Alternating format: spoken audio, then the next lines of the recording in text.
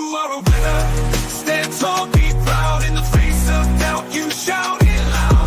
Feel the strength, let it in. With every step, you're gonna win. You are a winner, feel no pain. You are a winner, feel no pain. Yeah, I woke up feeling like a champion. Every move I make, I got the stamina. Eyes on the prize, never lose sight. Grinding every day, pushing through the night. Got the fire in my soul, never back down. In the ring of life, I'm the one with the crown. Sweat and tears, yeah, I paid the cost. Every battle fought, I'm never lost. Hit the road, feel the winner. Stand tall, be proud. In the face of doubt, you shout it loud. Feel the strength, let it in. With every step, you're gonna win. Every challenge met, every goal in sight. In the gym, on the grind, it's a warrior's fight. From the bottom to the top, yeah, I've been there. With the heart of a lion, I face the dare. No fear, no limits, just pure drive. In the race of life, I'm alive. With every push, with every strain, I'm a winner, feel the gain. Hit the road, feel the power. In this moment, it's our hour. Rise above, break the chain. You're a winner, feel no pain. You are a winner.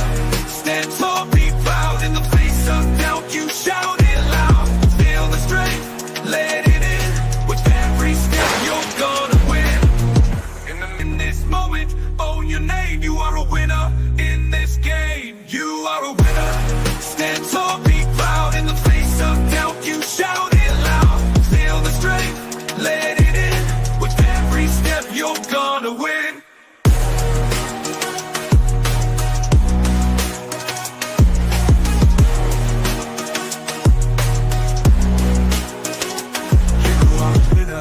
Stand tall, in the gym, on the grind, it's a warrior's fight. From the bottom to the top, yeah, I've been there.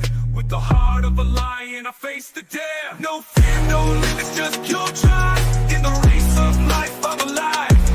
With every push, with every strain, I'm a winner, feel the gain. In the mirror, what do you see?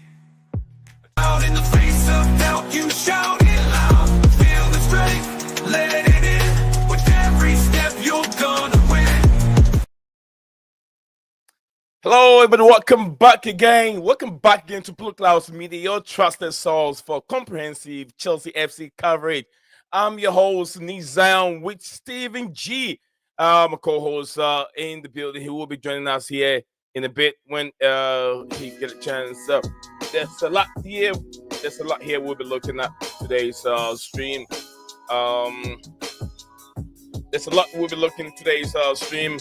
Like I said, Stephen will join us here later. Greetings to all Chelsea fans out there. We will stimulate Chelsea's January 2025 transfer deadline day show.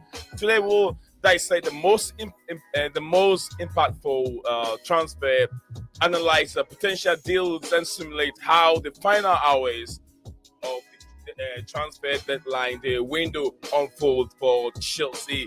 Whilst we're talking about that, we will already seen some significant movement already.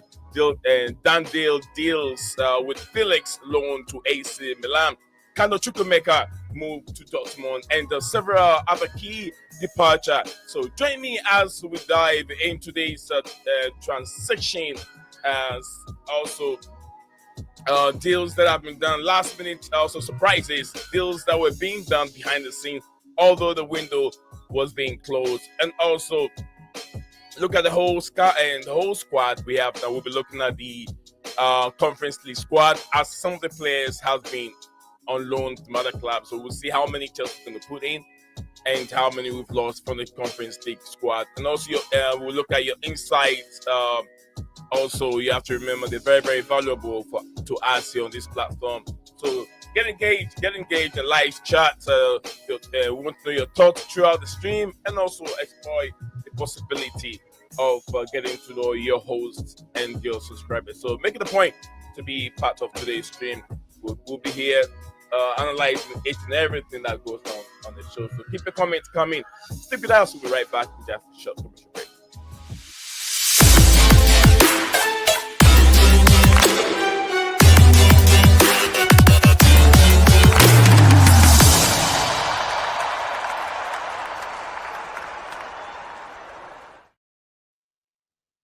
Welcome back, guys, and welcome back to your favorite channel again. My name is Nizion with my brother here, Stephen G, second host of the show. And like I said, we have key things that we're going to go through on the topics of today's show. We'll be looking at the confirmed departures of players and also potential arrivals, which we have only one. Yeah, we have only one. I won't say potential arrival player, which you had only one. And surprise moves, some of the moves that you think were they surprised or you were expecting it. And also, we're gonna analyze the whole squad itself and see how Chelsea can finish the rest of the season with these number of players leaving. Let me know in the comment section below. Steven, you all right? Yeah. Oh, I'm so tired after yesterday, bro. Yeah, I knew you were gonna be. Like, I'm trying, I'm reaching out, I'm calling him, and can't get hold of him. I don't know what's going on. All right. So anyway, we're still looking at some few things. Deadline, Steven, transfer window is closed. It's been shut down. Chelsea didn't bring that much in, and I wasn't surprised of not seeing much players in. Were you surprised in a way? Surprised, no. Annoyed, disappointed, yeah. That's about Why the were you easiest annoyed way I and could put it. disappointed? Why were you annoyed and disappointed if you're not surprised? Because we all could see that there needed to be improvements to the squad, and instead of going out and doing that, whether it was for now or for the summer, we've just gone, you know what? Let's just sign a 19-year-old kid for about 12 million who will loan to Strasbourg next year and probably sell the year after. That's why. We had areas that needed improving, and we failed to do that.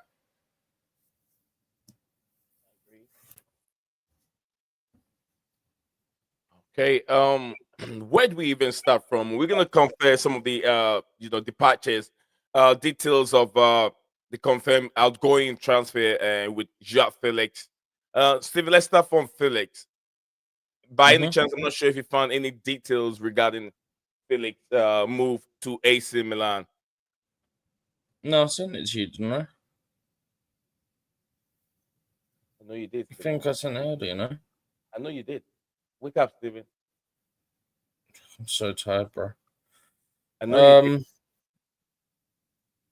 Felix, in excess of £5 million loan fee, so more than £5 million loan fee. Salary fully covered by AC Milan. There's no buy option. Okay. That's the João Felix one. Okay. Felix on loan. There's no buy option, so there's no chance for AC Milan. Maybe they could still act after the end of the season if they can get him, if they want to. But in that, like I said, there's no, like Steven said, there's no clause in it that they have to, buy the player at the end of the transfer window. There's no option like that in sector, but they can request for the availability of Felix if they want him at the end of the season. They won't be able to afford him, bro. AC Milan. Yeah, they won't be able to afford him. I had the price of going down a bit on Felix. Spend money, man. I had the price of going down a bit on Felix. The prices go down every year because of the price needed to break even to go down on him, and we probably don't think anyone will pay us that. So we're not going to ask in excess of what it is. We'll probably just ask for the break even price. So that'd be the reason on that one. All right, let me share my screen over here.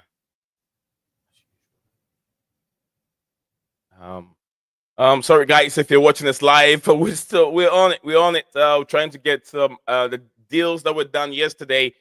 Trying to talk about it. The Felix move to AC Milan. Big up to you, Philly. Philly, I hope you're doing very well. Philly in the building today. He said hello, sir. Hello to you too, Sir Philip. So Philly, yeah. Big up to you. I hope you're doing very well.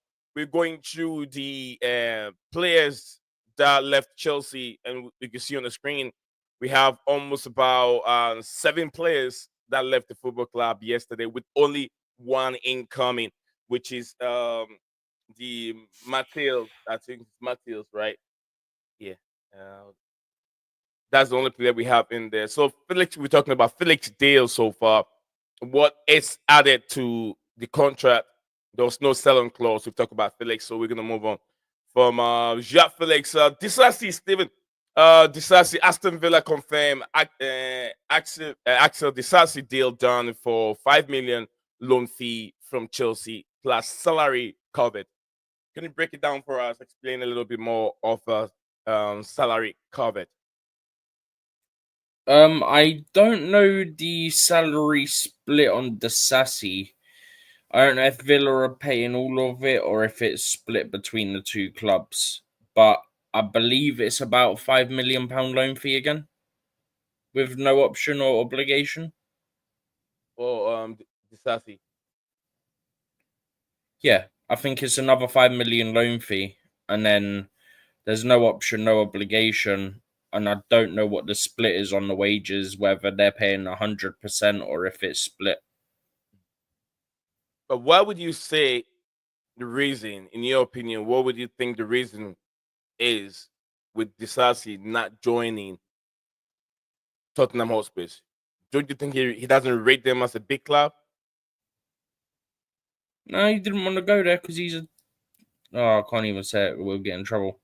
I want to rant about him, but I'm going to try not to.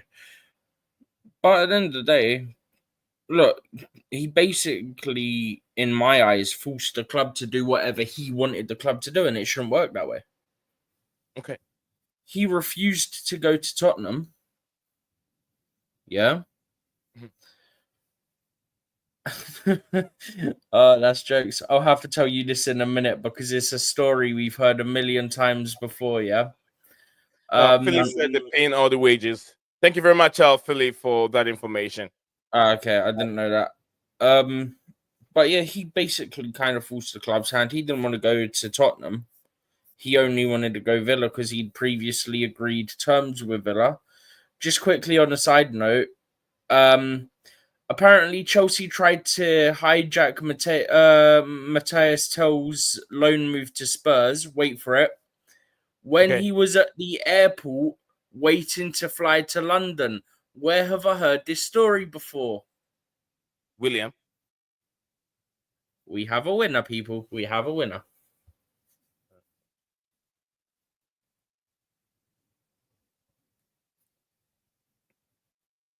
So what happened? Chelsea tried to hijack the Matthias We tried to Tell's hijack the Teldo yesterday. At the airport. When he was at the airport, we tried to hijack it. And who reported that, Stephen? Who reported that? L'Equipe. L'Equipe. L'Equipe, the French outlet. Yeah, L'Equipe, yeah. I was like, oh, Premier League. Again. Okay. All right. So Disasi is gone. Phyllis said the wages all be covered by Aston Villa. The fee is, I think, the fee is €5 million paid. Paid. Yeah. Okay, we're gonna move on from the majority of them are £5 million loan fees. Okay, interesting. And we're gonna get to. We're trying to make it snappy, so we can get off this place today. There's some few things. We were here too long yesterday. We're finished. No, today I made a mistake also. When I told you an hour, 6 o'clock, it wasn't 6 o'clock. It was just 5:30. And I checked the time. No, I said to you, we do it normal time. You said yeah. Yeah. Then you didn't tell me what time you changed it to. I never saw anything about what time you changed it to. Yeah, I made a mistake, so I was like, okay, it's gonna be, it will be 5:30.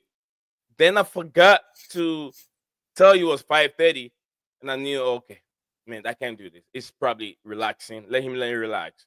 Let me push it to 6 o'clock. So then I push it to 6. So that could affect a little bit of what we're doing here. That's why the link is not going to where it's supposed to go. YouTube has the numbers are not the way it's supposed to be. But anyway, I do understand. XFR Philly said, I knew it's controversial, but I will bring Amazing Greenwood back to the Premier League. Great, we're not doing that. Great finisher. he is a great finisher. I always I've told Stephen West on the Mason Greenwood. You know But- where I stand and why I stand where I stand. I know.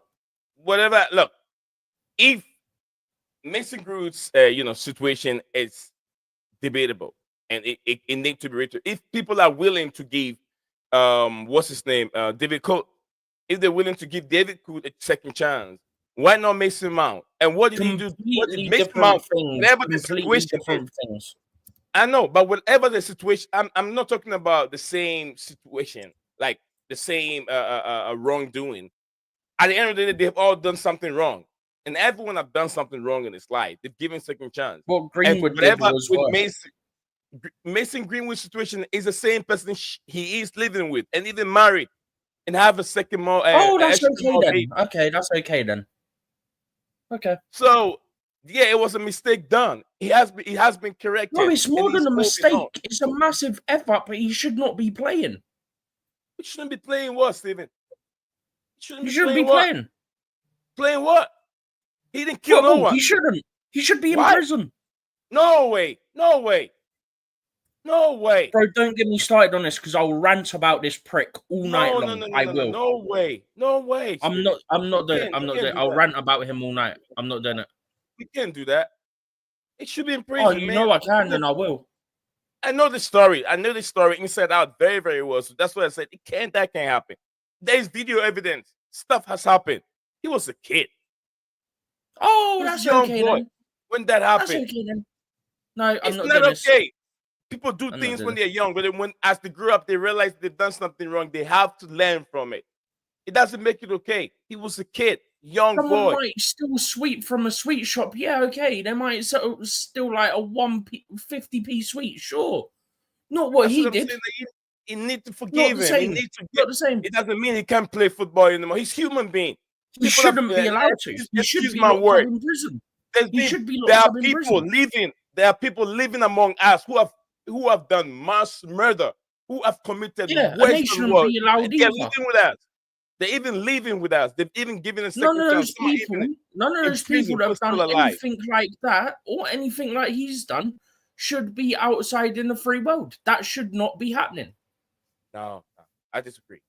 Big up to you, DJ South. So big up Neon Steven out there. Big up to you, DJ. Will you be dropping the link at all? Yes, I will, DJ. I sent you the link yesterday. Couldn't find you. I guess you were too busy for a deadline day, or maybe you were stuck somewhere else. But yeah, definitely I will, DJ. Was it DJ who said he was at the game yesterday? No, DJ couldn't go to the game. Or was it Dan? Dan don't go to games. One of them said they're going to the game. One of them did say that. No, I don't think DJ was at the game. Yeah, yesterday one of them said it.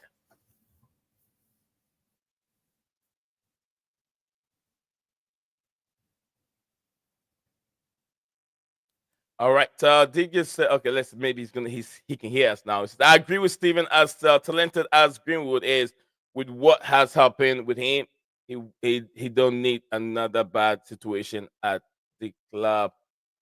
No, DJ, we're not talking about him being at the club.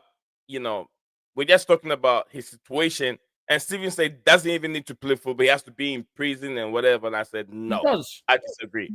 He does. Oh, DJ said he was at the match. He was at the match. Probably it was him. It was him who said he's going to go to the match when he comes back. So yeah. Anyway, let me put a link there because today we won't be long. I made a very big mistake. Couldn't get my stream going on time. But anyway, Chesidai Kasadai, Steven. We'll discuss Chesidai Kasadai right now as he is a Torino player. You have the details in front of you. £12.5 million deal with a 25% sell-on clause. 12.5 million deal with 25. You remember we were talking about 40 million selling clause. That was way too I can't remember who reported it, but I'm pretty sure if I remember rightly, it was reliable because you know me, I always check where stuff's come from and make sure it's reliable. They are, but look, it's not. They are It reliable. could end up being that. You never know, because sometimes we don't always get the correct details at the That's time. why where it's recorded. I tell you that sometimes not everyone that you look at and say, "Oh, it's not reliable." Oh, it's not reliable. No, trust me, they're not. How do you know the one that you said is Corello Del reliable? Sport or whatever Failed they're you called today are with not that a number. good source. Anyway, DJ is in the studio with us. Faisiez or whatever it is a terrible Yeah. source. Okay. DiMarzio, I don't even trust that fraud anymore. He's fallen off. Well, we can say the same thing to Nizar Cancela. Probably the link has dropping down. It doesn't mean Bro, that you he's know not me. reliable. I don't really look at Nazar's stuff anymore. I wait for others to confirm his stuff. He's not that close to the club anymore. That's what he doesn't get. Because I remember Yeah, Nizar. I don't think he is, but I don't trust much of what Nazar reports anymore. Okay. Because a while ago he started to fall off. Yeah, as soon as the owners jump in, he lost all his contact. He lost all those contacts. Mm-hmm. Yeah. Anyway, DJ's here. DJ, welcome back and good evening to you. How was your transfer deadline day? How did it go? And then how was the game? First of all, Nii, do you really want me to talk about the transfer window to you guys? Do you really want me to go into it? Oh, yeah. I'll tell you why.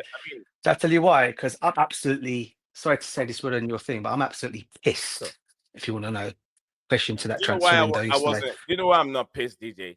I am very. Many reasons why. But tell me why you're pissed. I'll tell you why I'm okay. First of all, Nii, right? First of all, you don't allow 4 or 5 players to leave your football club and replace them with one 19-year-old kid. Yesterday, I was at the match yesterday. I think you all watched the game on TV. Scarce Therese James, Jackson, and Mark Guhi. That more or less, if those players do go down as bad injuries, I'm not saying they were, that leaves us literally thin in the squad. These idiots had a chance to put this right yesterday, but they didn't. Instead of putting this stupid PR stunt out after I'm just reading today, a stupid PR's gone out today. Oh well, we had agreements. We had talks with Nottingham Forest about their Brazilian defender, but apparently the owner was not going to let him go for any lot of money. I mean, what is the point of telling us all afterwards that you were in talks with all these players and you only got one guy over the line, who, by the way, is only going to stay at Chelsea for 3 months before he gets shafted to Strasbourg? Okay, next season. Yeah. So he's supposed to come in and replace Lavia, Caicedo, and Fernandes if any of them get injured. Brilliant. Great one. Fantastic. Yeah, we got Drewsbury Hall there. He's not even going to get game time, DJ. He won't get game time, bro. That's the other thing. They've already said that he's not going to get many minutes. That's why I'm talking about. This is why I'm talking about bad PR from these idiots, yeah? And all the fans out there believe in this propaganda these guys are filling you up with, right? And I told you this, guys, millions of times, man. You guys have a go at me for telling me to trust in this ownership, right? I am doing my utmost best to trust in these guys. I have got no confidence in these guys whatsoever.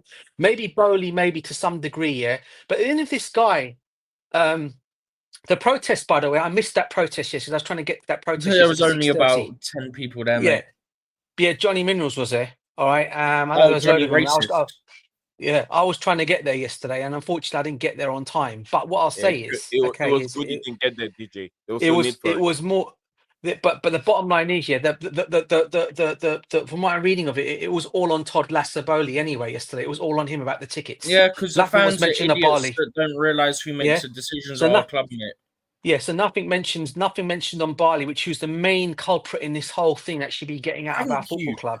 Thank you. Okay, but the bottom line is, though, it doesn't really matter, though, Steve, because at the end of the day, regardless of it all, bros, Bowley should still be getting in the idiot's eye and saying, look, guys, you're letting these players go, but this team does need some help. Maresca needs help. Let's not get rid of everybody. João Félix, regardless of whatever you guys want to think of him, and I know how you and Nee both feel about him, right? I personally totally disagree with you both on that one, right? As much as you guys, I just never wanted him. Yeah, but he would be what he could have been done in this squad this season for the rest of this season, Stephen, in this squad, bro. I mean, you've gone and got rid of him and replaced him with who? Yeah, you kept an unhappy Nkuku at the football club, who's now coming out and saying, "Oh well, I didn't really want to leave Chelsea until on a loan," but he wants to leave still. He's not actually come out and said, I don't want to go anywhere. He wants to still leave. Come summer, he's going to be at the door. Right, yeah? And I tell you this right now, they're going to say, and then all of a sudden I'm reading another thing about PR. Oh, we're now, Chelsea now, I think it was, who reported it? Was it Matt Law? I think it might have been Matt Law. Or was it? No, it was actually, in fact, it was Is it actually, the one about they Fabrizio never Romano. really planned to spend this window or something? No. It was after. That one made me laugh because why were we yeah, hearing that we are looking at so many players in so many positions? Exactly, bro. And you know what? I've got, you know what? Look, let me tell you this right now, guys. Coming, bro. As soon as we didn't get anyone other than this kid, I knew it was going to be. We weren't really going to sign anyone. Yeah. We were looking more towards the summer. Yeah. Okay, mate. Okay. And can I just say something to you as well, Stephen? Yeah. I've got a list. On the PR report. I've got a list of all the players Chelsea were linked with in this window. A whole list of. I put it on an Excel spreadsheet of the players that we were supposed to be getting in this window. None of them materialized in this window. Who are your players? DJ, who are your players? Players that were mentioned were supposed to be going after this guy from the guy from the one who was supposed to be replacing the one from Napoli.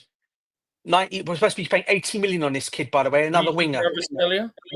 No. There's another guy. I think he's Turkish. He's a Turkish guy, Turkish player. Apparently, we're supposed to be dropping 7. Oh, he's not Napoli. You're on about Yilmaz from Juve. Yilmaz, right? sorry, bro. Yilmaz, one of them. He was one of them, right? Gyökeres in this window. Osimhen, would you believe, in this window, bro, right? Mentioned about this window, to be fair. I don't think he was mentioned for this window. Let him bring the names. Then no, I get what you said. I'm just saying, I don't think that was mentioned for this window. I think the name was mentioned, but no one said this window. That Brazilian centre-back from Nottingham Forest, another one mentioned in this window. He just had a new contract. Yeah, but apparently he was talking. But apparently there were talks ongoing with him, and Nottingham Forest were willing to. At the beginning of the window, there was talks that we were looking at him. But apparently, the owner came out and said, finally, oh, yeah, we're not selling him for any price now. Yeah? Okay. They're just I've got to get the remaining of them, but I do have my list there. And I'll put that list out to you, and once I get them, I'll tell you who are the players that we were linked with. Not one of them came for fruition. And the one I never ever came off my radar was the guy we signed yesterday. He was not even mentioned in this list. Nor was the guy from Sporting Lisbon even mentioned in this list yesterday. That all of a sudden we were going to sign again. Did you see the PR on that one? Oh well, even if this Chelsea were to sign him, right? It was put in Portuguese writing, right? Even if Chelsea were to sign this guy, will only be for the summer because the guy's already played for 2 clubs this season, Las Palmas, and he's already played for Sporting Lisbon. True. That's legit. So he will not be able to come to Chelsea. So why are we even looking at him then? If that is the case, why are we even making a move for this guy? Probably didn't know that, DJ, because they're idiots. Well, that's what I'm trying to say. But they're supposed to be our direct. This is what I'm trying to say to you about the direction of this football club, bro. We're relying on these idiots, these clowns, to get us the signings through the door. Okay, and they've done nothing. Now, I said to you yesterday, you guys watched the game yesterday. You saw Nicholas Jackson. Okay, he didn't come off injured in the end, but he looked like he got done his hammy in, right? But he still gave him time to come on afterwards. And then in the end, Maresca brilliantly 2 minutes into the game made his substitutions, right? And Reece James, another scare yesterday. He was finally taken off. Did you see the way Reece James was beaten? I watched it live yesterday. Did you see the way Reece James was beaten yesterday? And he ended up getting a yellow card for his foul he made. It shouldn't be. Bro, you tapped him on the shoulder 4 times and the ref went, "Here's a yellow." Yeah, but that's one. But what happened was, though, he was outpaced on that, because it means he's trying to get back to full fitness now. Again, if he knows Reece James is not up to full fitness, that's why he's subbed him off, bro. Yeah, in the end, he did that. In the end, yes. Okay, and in the end, he saw sense and done it. But the point about the bottom line is, right, we lost. Now with Guhi, no one knows about his injury, because if you guys saw the pictures from the yesterday and seeing him come off yesterday, he didn't look very happy. His squad, but Maresca said both have told him they're fine, but we'll have to see what happens when he has. Yeah, did he not say the same thing about Lavia and Lavia's and I can't remember. I honestly can't remember. I mean, to be fair, it is very possible that the players have said to him that they felt fine. It is very possible. And they're going to have no choice but to play now, because I tell you what, yesterday, right? Yeah, Cole Palmer is now going to be put into this European squad now with us going forward for the next. Now this guy is going to play more or less. Let's be real here. He's going to be playing all the games now up until now. This guy picks up 1 knock. He's already been kicked a few times, right? Okay. And I still don't think he's playing fully fit at the moment. Personally, I'm not the only one that's thinking that. A lot of the Chelsea fans were saying it yesterday. They don't think Cole Palmer's fully fit, but he's still being risked by this manager because he's got no choice. But then at the same time, I also blame Maresca on the fact that he did have a ready place replacement that could come and play in Palmer's situation, and that was João Félix. But you were too goddamn stubborn to play the guy, and you decided to let him leave on loan. Okay, and that's going to come back and bite him. And people are talking this already, right? Yeah, and I've already heard Matt Law already go on his stupid podcast, and I think you've said it as well, Stephen. Right? If we end up failing to win a trophy this season, we don't finish top 4. It's not going to be the directors that are getting sacked. It's going to be Oh, Maresca I that's said going to this get yesterday, I sacked. think, or the day before. Yeah. Yeah. And again, what do you do then? What do we do? What do we do here then? You know, but how many more managers are we going to start letting down, bringing them through the door DJ, on we're going to 5-year be back to the contracts, same bruv? conversation this time next year. That means there's If no we backing, sack there's him. no support, bro. And this is why I keep saying it. And this is why I keep saying to you guys, as well, you guys, whatever you want to say about Bowley, okay, but he should still have the rights to say to Ted Lasso Bowley, look, bro, okay, you may own 60% of this team of shares. However, I'm thinking about the team here. I'm thinking about our coach.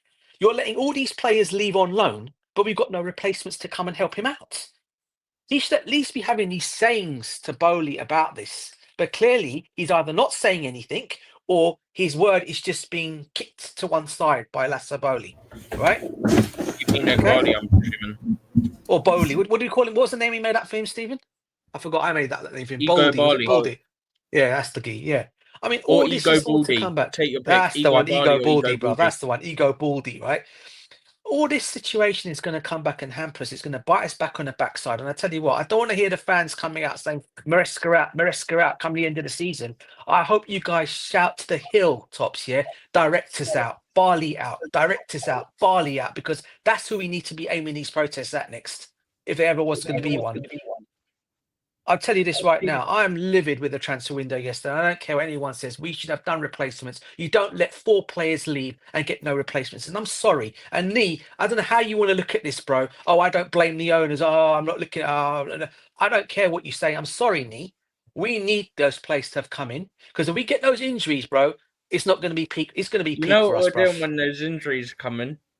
It's going to be peak. I'll tell you that now. You know Go what's on, happening, sorry. isn't it? Say Lavia is out for another couple months. Say Caicedo, who already looks tired, gets injured. Yeah. Yep. He looked One or yesterday two tired, but he was things brilliant happen. yesterday. One or two things happens. Either we do end up playing this guy we've just signed from Saint Etienne, which the club made official a couple hours ago, or it's going to be Raksaki, you're up, you're starting in the Premier League, mate. Good luck. Nothing against Raksaki. I actually quite like him, yeah? I rate him. But I rate you him as can't well. He's just actually chuck good. the kid in. You can't. And I tell you what, guys, Manchester City played well on us, didn't they, on O'Reilly? They were not letting this kid go for no one's business. And then instead they wanted to put a buyback clause in his contract as well. Should we proceed with this thing? But apparently Chelsea pulled out of it because of the terms Man City were asking for. They wanted the buyback and sell on, I think. And I said it already, to be fair, guys. I don't blame us for not going for it in that case. No. Because I'm just saying, he was a number of plays that we were just looking at, and looking at the way the window has behaved. Mate. It's been frustrating. And I tell you what, if Cole Palmer, guys, gets injured this season, bruv, right, we are done for. I'm telling you, we're done. I mean, this guy already looks tired. He's playing too many games already. This guy is right, and he's relying on him. He's relying on this kid to produce him every match. He won't play much of the Conference League anyway, so that's not a worry. No, hopefully he won't, bro. Hopefully realistically, he won't, if we play Fiorentina, he'll probably play that. If we get Heidenheim, probably not, because we've already beaten them without him. Yep. But for the most part, he probably won't be used unless we do get, say, Fiorentina, for example. Yeah. And yesterday, guys, another one more thing to point. You saw our bench yesterday, didn't you? The only 3 recognised players on there, right? Okay, the others are all youngsters. Chalobah, Nkuku, and Guhi, right? Not Guhi, sorry. The French, our left back. The right back. He came on for Reece James. Gusto. Yeah, they were the only 3 recognised players that could have probably come in and done it. The others, you look at all we kids on the bench yesterday, including Guhi in that one. That just tells you how slim our squad is, guys. Yeah, just quickly as well, by the way. There was an article done by The Telegraph. I bet I know who's wrote this one. Yeah. Basically trying to pin the blame for the third-party sales on Bowley, yeah? It claims that a website called Vivid Seats, a US-based online marketplace, which is apparently co-owned by him, is involved in the unauthorized resale of the tickets to Chelsea matches and other Premier League games to foreign tourists, yeah? So somebody who I trust, yeah, has put a post out saying, I highly recommend reading the actual article. The sale of Premier League tickets on Vivid Seats by UK users is banned by the site. The sellers make all the profit, not the company, so Todd likely doesn't know or benefit from this or endorse it. It's a leak to smear him, in my opinion. Do you know who I think that might be coming from? I think that might be coming from a certain other area of the ownership trying to get him out. Because it does feel very much like it. Nothing will put me past Barley, mate. Honestly, I really hope he gets out in the summer. He needs to get out. The directors needs to get out, mate. They're both. Do you know what I do like? The fact that Bowley is still here and he hasn't sold up to him, yeah? It makes me think he's got to try and make a play. I don't know what that is, but the fact that he hasn't gone... How do you mean, bro? What do you mean? You mean he's going to try and get new investors in? Maybe. We heard a while ago about Saudi. He has links to Saudi as well, don't forget. He does. So maybe he gets a little bit of help from Saudi to do something. But all I'm saying, the fact he's still here and he hasn't sold up, yeah, he's just sitting quietly. I wonder if he has a little thing up his sleeve that he's planning to play. I hope he does, bro, because I tell you this right now, guys. He's what will save this club from these ownership. And no matter how much people want to say it's him as well, yeah? Yeah. Respectfully, I like Dan, but Dan, trust me, the information I have, he's not involved or anything, yeah? Because, yeah? Yeah. He does... He's like us, yeah? I read something today. I can't say where I got it from because it's behind a paywall and I pay for it and I don't want to disrespect others that pay for it, yeah? But a small part of it basically is what I'm only saying this because I've previously said it because I've been very aware of what Bowley's plan is. He's pretty much stated it in the past. You got the example from the Dodgers as well. He's more on the side of the fans where you get the youth, but you get the experience and mix the two together rather than just go full on youth trailblaze. Yeah. I hope he does that, bro. That's the only reason I'm mentioning it is because I've previously mentioned it myself and we've seen the example from Bowley before. He's the guy that sold me on this vision. Not Clearlake, not Egbali, not Feliciano. Todd Bowley. Because he had a plan that was a smart plan, a well-worked-out plan, a proven plan, yeah? And he's been chucked to the curb, basically, and they're just ignoring. But the one thing I'll just say, sorry, Lee, I know you want to jump in, bro, and I'll finish up soon, brother. Yeah? What I'll just say is one thing more. He was the one, though, that was wanted. He wanted Poch to stay, though, Stephen. But he would have probably backed him, and it might ended up working out in the end. Yeah, but no one wanted Poch here, did they? None of us on this panel wanted Poch. But everything else that he's wanted, yeah, I can't fault his ideas. The one thing I can fault on him is he wanted to keep Poch. Other than that, I can't fault it. Yeah. Okay. That's it. Sorry, Nick. Go on, bro. Sorry. Big up to you, Tyler. Is that Tyler? Big up to you, bro. Yeah. Big up, everyone. Oh, well, disappointing transfer window, I've got to say. Why did the sporting directors do anything? Shame on them. Shame on the men's sporting directors. Shame on them.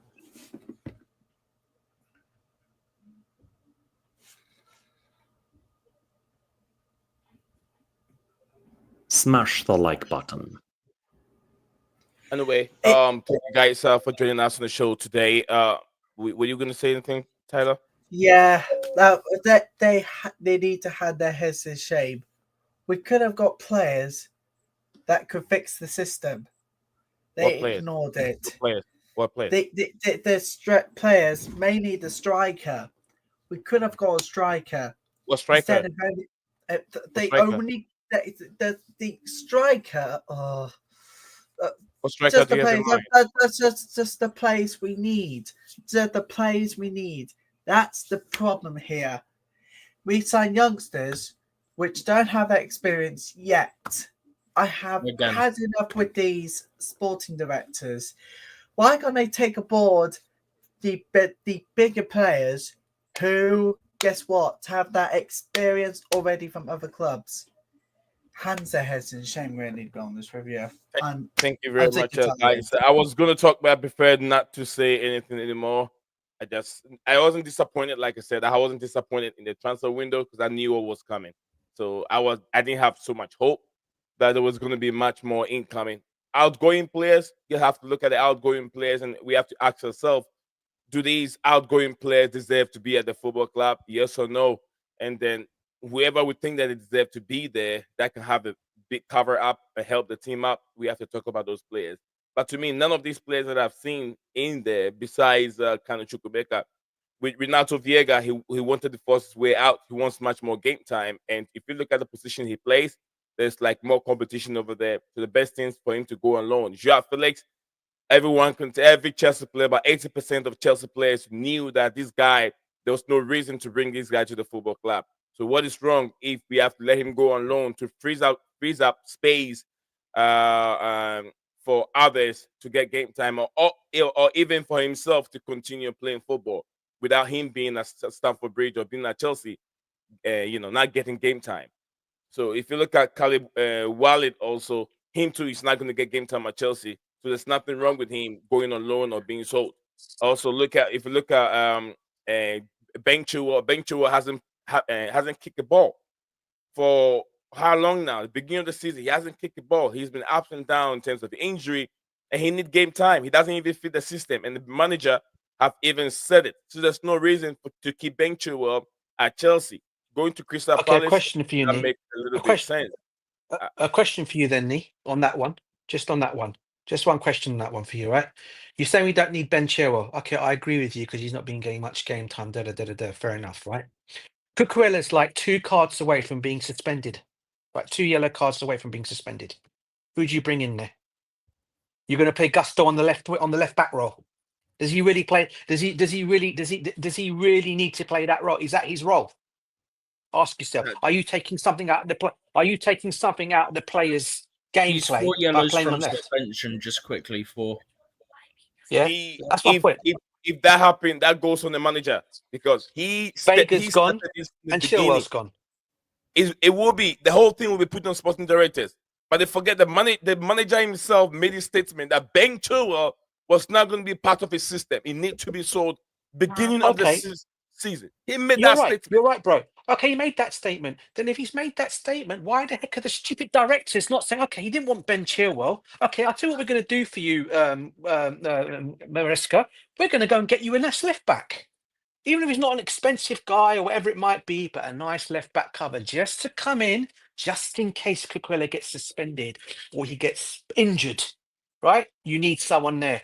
Reece James and Gusto cover the right back position. Brilliant. DJ, you got the cover there. DJ, if you own a football club and you have Ben Chilwell, who is on over 250 a week, we did go and purchase another left back and then also put him on the books whilst Ben Chilwell is not playing and he's making 250 a week. Will you do that if you own a football club? Okay, I'm talking about this window, bro. We knew the only time Ben Chilwell was going to go was this window, bruv. I'm not talking about who are you summer window. Who are you going in for? Is there I don't any care who you go for, Nee. At the end of the day, you go and bring in cover, Nee. You bring in cover, bruv. DJ, even if it's a loan move. You said, look, I heard your language. You say you don't care. But this is where the same problem comes to the sporting directors again.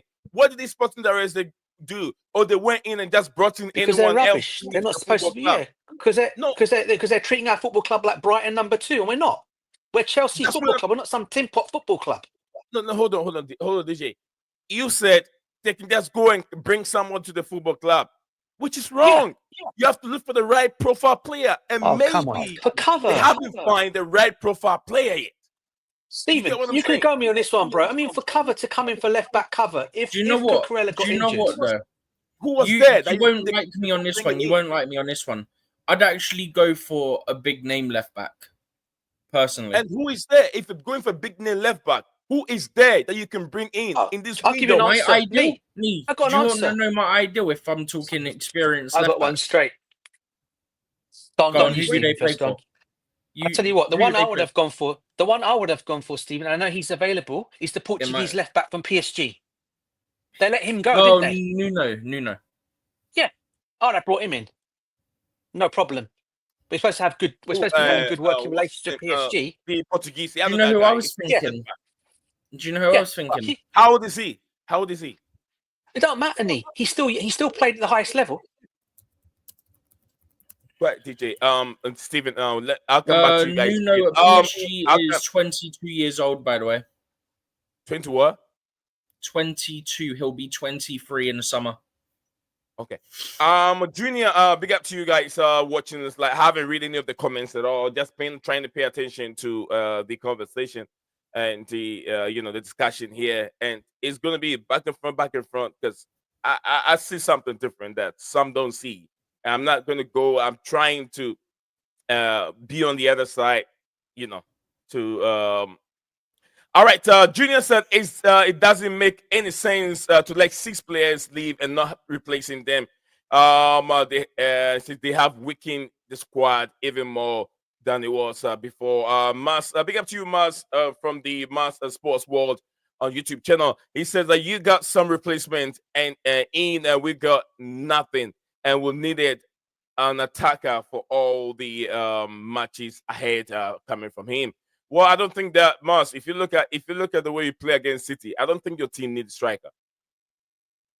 But he's crying for it. I don't think the team needs a striker, but he wants a striker. Mars said that you guys got plenty cover out over there. Big up to my friend here. Anopa, big up to you for joining us on the show wherever you're joining us from. I hope you're doing very well and everyone is doing great. Anopa said I prefer Bowley to run the club rather than these stupid model of just buying youngsters. That's from Anopa. Big up to you, Anopa. Say that poor squad building, poor transfer target, everything is just a mess. If Cucurella gets suspended or injured, I can see Maresca calling Ben Chilwell back. He won't call Ben Chilwell back.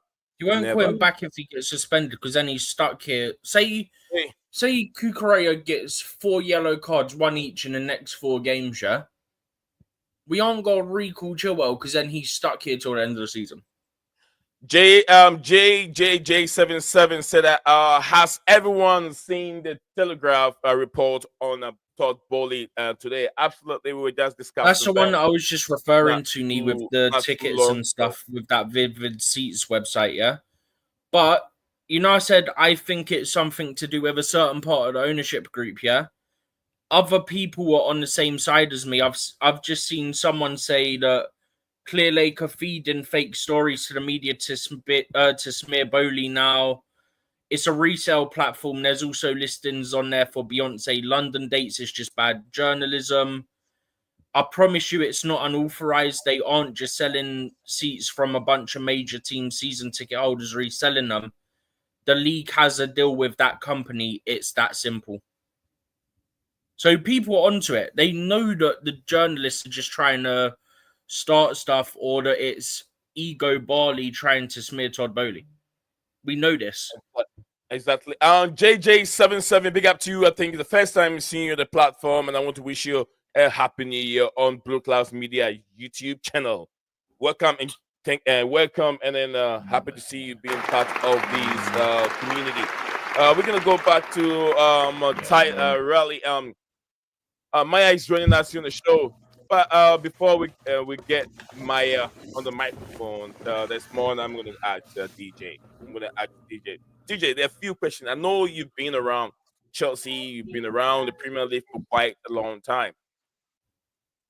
Chelsea have brought in some players that we all go against the owners that is overspent so much money on these players that they don't even know much about. And Modric is one of the players that we can use as an example, that these owners did not scout Modric very well and paying over the odds for Modric.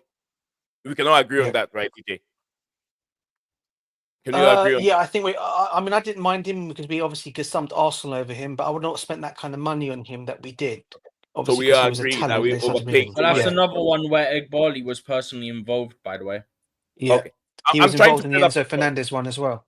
I'm trying Yeah. to build a point. I'm trying to build up a point. Go To for get it. some. Sorry. We've also talked on this platform about these sporting directors using data, too much of the data, bringing in young Yeah. players, right? We talk about that. So, and also, DJ, you know that Premier League during January transfer window, you don't get your preferred number one most of the time. I agree. You I do, agree. right? And you know this Yeah. always impacted or inflation affect the January transfer window, right? It can do, but then it depends. Also, at the same time, it depends on who you're letting go out. Because if you're more or less letting a player leave who's on big wages, like for example Ben Chilwell is, that does free up some wages to get the next player, and even if it's on a loan move, that does I'm free up talking, some I'm space to talking get the player. I'm talking about bringing in players. Most of the Yeah, time, we all you can worry. still. You said you were January is very obviously not a good disappointed. time. Right. Yeah, I You was, said you're very disappointed especially about seeing what Manchester opponents. City were doing in the window. Yeah, of That's course. what I'm saying. We don't have to compare ourselves to what City is doing. I'm not We saying to don't do have that, bruv. to. I I'm know not. they're a big team. City is the most spent club in this January transfer. They spend almost about 160 plus million in the January Mate. transfer window. But there's no guarantee that all these players they've brought in is going to gel or is going to work for them. There's no guarantee. Put it this way. Put it this way, Nee. I trust Pep's thing on football players than I do about it at the moment. Because Pep's Why? been around, he's won it Why? all. Because Why? Pep's done it all, bruv. He knows the He's kind of done- players you that know he how needs to much do a money he rebuild job. spent to get it all done. He Yeah. spent 400 And look- million in And defense look, they alone. got thrashed. DJ. But everyone's making a big thing of their Arsenal loss on Sunday, right? Yeah. Okay, but I tell you what, we know those players that he signed are also going to work. They are going to work. I mean, Mamush is a good player. Yeah. Whatever you want to say about him, Mamush is a good player that they've signed. They've gone to sign Gonzalez from Porto, who I know very well from watching him in the Portuguese league. A very good, talented midfielder. Let me tell you that right now. Another player we should have been looking at, but we didn't bother to look at him. Yeah, there are that's the kind of players that we could have gone and got. Bro. I'm sorry. I think they paid over the odds for that Mamouche player. Too much, 80 million. 80 Hadn't he million. banged like 18 goals already this season? 80 million. That's what they paid for Mamouche. And I don't think that's 80 million in euros, though, wasn't it? Yeah, it was in euros. I don't So think that's that what, Chelsea. I don't think Chelsea 65? owners have brought in 65 million. a bad manager. DJ, you have to remember, no bad players. Pep Guardiola has been there for 6 years plus. 6 But Maresca's years. not picking the players, bro. It's Maresca not picking the players. You forget it's the sporting Maresca directors is that are picking the players, bro. starting to work with what he has already. Before he starts, he's got no choice, bro. Because he have spent 400 million on defense, and he's still spending so much money. We all know before this transfer window open, right? You see, the reason I tell you, I blame it on both sides, bro. Right? I tell you, this is the reason why. I'll tell you why. I know. I blame Maresca and I blame the directors. Now, the reason why I blame Maresca is he thought he was too smart in this window. When I say he thought he was too smart, he thought if I treat João Félix like crap, he'll get offloaded and then I'll end up getting a replacement in for him. Did that happen? Did it happen? No, it didn't. So that's going to come back and bite him clearly on the backside for the remaining of this season, right? DJ, did the manager explain to you why he can't use João Félix? Did he explain? So don't you think but it doesn't make sense for the player to let him go? He could have used João Félix knee. It's utter nonsense because if you're gonna, come off it. You're trying to tell me. So you're trying to tell me you're going to play Cole Palmer every game when he could have played the Cole Palmer role in the middle. He's putting Cole Palmer at the moment. Cole Palmer is not playing wide right like he was last season. He's played in the middle now. He's down the middle now this season, as you know. Cole Palmer got the goals last season because he played wide right more under Pochettino. You believe that Maresca have done the wrong thing by sending him to AC Milan, a player that he has indicated that he doesn't even fancy or doesn't even rate, or he doesn't even play because he plays number 9. Go ahead. I agree, Nis. I agree because you couldn't find a replacement for Felix. You couldn't. So why do you sell a player if you don't find a replacement for him? Exactly. You check. So loan him. Same thing, bro. Loan him, yeah. If you're gonna loan an attacker, go get another attacker. Don't loan an attacker. He's not been sold. He's been loaned. I know that. But what was saying, he's been loaned. He's still loaned out. No replacement. It's going to eat us when we don't make top 4, because João Felix is going to be one of the most important players to make that. Because if Palmer goes out and all the players that we rely on go out, who do we look at the bench? Because our bench is stinking right now. I won't lie to you guys. Maya, We saw our I bench can yesterday. bring Maya, I can bring it back to you. We are the same people that sat here 1,000 times and said, why João Felix? We don't need him at the football. We don't need João Felix. That signing was not needed. That signing was not needed. We said it many times over this on this platform. That João Felix Okay. He wasn't needed. He wasn't needed, but they signed him. They signed him. Put him on a 7-year contract. Yeah, you don't go and bring a player. You don't go and bring a player. Okay, the manager clearly must. Okay, since the manager has got such input as you just mentioned, Nee, bro. And listen, I'm not having a go at you, Nee. Believe me, I'm not, bro. I know we're having this is the biggest debate we're having with you, which is a fantastic thing here. I think I've had a big debate with you like this in a long time. But I want to come at you for a few things today, bro, because I think there are things on here that you. For me, at this moment in time, I'm sorry to say this, Nee, yeah, but you will not put a single thing against this ownership or these directors, because as far as you're concerned, they are the best thing that's happened to Chelsea in a long time, and we should have nothing bad to say about them. Okay, you won't admit they made mistakes. Instead, you're still trying to find a way of blaming the players, blaming the manager, when you should be looking at what's coming from above. No, okay, that's what I'm saying. throw Bowley out of it, right? Throw Bowley out of it, right? I'm trying to be realistic. I do see everything from a ball perspective with. At the end of the day, right, yeah, you don't want João Felix. Okay, the manager must have said at the beginning of the season, okay, I don't need Felix. He actually said it, I need a centre-back. Not João Felix. Okay, by now, this should be going in the director's head. Ding, ding, ring wrong, ding, ding, ding, ding, in the head. Oh, he doesn't need it. He's told us he doesn't need that. Nah, the man is going and still getting him João Felix. Okay, now clearly these owners are not listening to him. Okay, because they clearly don't think he's got such input in the team anyway. So why should we bother listening to him? They've given the poor man a 5-year contract. So at the end of the day, it's not going to be him. It's not going to be the directors that get sacked should we finish out the top 4 this season. It's going to be on Maresca. Okay, it's going to be Maresca who's going to be sacked, and they're going to be paying off another manager for another 4 years left of his contract. Yeah? Which is what I thought these owners came in to say. Oh, we're not going to be like the old ownership. We're not going to sack managers left, right, and centre. Well, look what you've gone and done. Tuchel, Potter, Lampard, the other taker. To be fair, Lampard was an interim, to be fair. Okay, but still, at the end of the day, it's still, okay, he still wasn't part of that manager mix that came in to help out. Yeah? Poch, gone. Now you brought in Maresca. So they're more or less following the model like Roman did.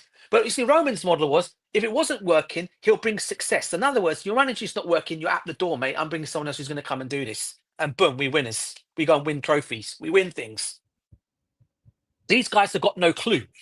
Yeah? And what they've gone and done is they're bringing the player that clearly the manager didn't want. He asked, clearly, we all were on this panel. We all were on this panel in the summer transfer window when we all sat here and said, he's actually asked for a centre-back. Instead, he goes and gets in João Felix, who we didn't need. Now, and then you know what they do? They then go and get him Anselmino and put him on loan until January. And it's another player that's not going to be ready. Did it not backfire? Did he go in the end? I don't think he went. No, he went on loan until January. That's what happened. Right. He went on loan till January when the season happens, and now he's with us. Okay, fair enough. It's getting very heated over here. It's getting very heated over here, and we love that. I just want to. I don't mean to smash the likes, people. By the way, can I say something? We have Max in here. I was going to introduce Max. Max, how you doing, sir? I'm good, thank you. Hey, everyone. Big up, Max. Big up. Big up, bro. Big up. It is getting so heated. I was just listening in. I thought I'd just come in, be the voice of reason on a couple of things. I can see both sides of the argument. Yeah, the João Felix one was one I didn't want in the first place because, especially the manager didn't want him, and I thought it was. We only got him in obviously because of to get the Conor Gallagher deal over the line to sweeten that. So that for me that was nonsensical getting him in the first place. The manager clearly didn't want him. We even Nkuku can't play in that 10 now, so he said that he can't play Palmer and Felix in the same team. Felix did all right in the Conference League, but I could probably do all right in the Conference League. So he needed to justify himself. I don't think what did he score? 1 goal in the Premier League or 2? Was it 1? I think it's 1 at the opening day of the season. And since then, he hasn't really done anything. I know he hasn't had the minutes, but he hasn't really set the world alight. He's missed a few sitters as well. I think someone did a stat the other day where he's got more yellow cards in his career than he has goals. And for an attacking player, that says something. But I don't think that we should have brought him in. On your point, DJ, of getting in players, sorry, I'm going to side with Nee on this because I know Man City's got in players, they were desperate. And plus, what we've got to realise, Man City had money to spend because they didn't spend any money in the summer window. So they had money to spend. I think they sold a lot. They didn't bring anyone in. So what they were doing their summer and winter one in one market. Whereas we invested a lot in the summer. Poor investments, but we bought in the summer as well. So again, as I said, I'm trying to look at both sides. The players we bought in, not Drinkwater, what's his name? He's like Drinkwater. Dewsbury Hall. Yeah, but they're both the same player for me. What a comparison, bro. Exactly. Yeah, but that was a pointless signing. And obviously João Félix was a pointless signing. And Vega, we bought him in just to loan him out again. So we wasted over £100 million in the summer, where we could have got Osterman. That money, what was spent, could have got you an Osterman or somebody like that, or a proper goalkeeper. Yeah. We couldn't go out and I know DJ, you're talking about getting the midfielder, but you had a release clause, which release clauses that have to be paid in full. So it was 40 million, was it 40 or 50 million? I think the release clause what City played, and that goes straight into the profit. And with financial fair play, that would have pushed us over the edge. So there's no way that we could have got that player in. So we got to kind of look at it from the fact that we wasted that money in the summer, but as I said, because of that, we couldn't really splash out in January. And I was disappointed. We're all disappointed because we all were crying out for a striker, crying out for a defender. Those were the areas that we needed to address. But if the right person isn't available, you wait. Remember Man City when they bought Haaland? They were after what's his name? Harry Kane. And Harry Kane didn't come, so they waited. They went without a striker all season to get the player they wanted. They didn't just panic buy a particular player. So, I would prefer us to get the right target in the summer rather than just get in a body. If we could have got someone on loan, probably, I'd have been happy with that. I'd have bought him with that. But I didn't want us just to go out and buy anybody because, you're looking at people like Sesko, who wasn't available. There were people like Gyökeres. Again, you would have had to play the release clause in full, so that wasn't going to be viable. 83 million.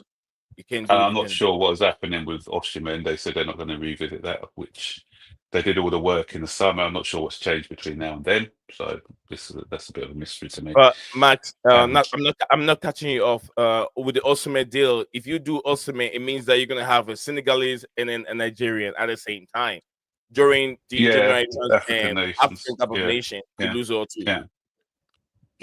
Yeah. True. Yeah, so it's all well and good saying bring in this player, that player, but we've got to make sure that it's the right profile. We did go for, apparently it's coming out today as well, that we did go for that Morella, not on the Forest, so I rate really highly. But Brazilian centre back, right? Yeah. But Forest were adamant that he wasn't going. So we were looking at that profile of player. So give me the best players. Don't give me anybody. Just give me the best players. That's what I want. I think where I'll counter you out on that, man. I mean, again, big up to you, bro. It's been a long time since we've spoken football here. I mean, I've spoken to you for a long time. You're keeping well along with your family as well, bro. I hope what's his name still supporting Chelsea to the hill. And your Arsenal, the other one being an Arsenal fan. I hope I don't know what's going on there, bro. But going back to what you were just saying, the only thing I'll say back on that is money to spend. I mean, these guys were willing to drop 60 million on Garnacho this window, bro. They were willing to drop 60 million, which tells me there was money available to spend in this window. No, I'm not saying there wasn't. I'm not saying there wasn't money to spend. What do you mean that's not true, Nee? We all know that was true, bro. What are you on about? But No, DJ, DJ, the one that I was talking about specifically was who's the guy Man City bought Oh, the midfielder. the The midfielder, yeah. yeah, I know the one you're. Yeah, yeah, Gonzalez. Gonzalez. Yeah, that Yeah. one was a release clause, and that with a release clause, you've got to pay that in full. With with the Garnacho one, you could atomize that over the 5-year period, so that makes it more affordable than paying out in one go on a release clause.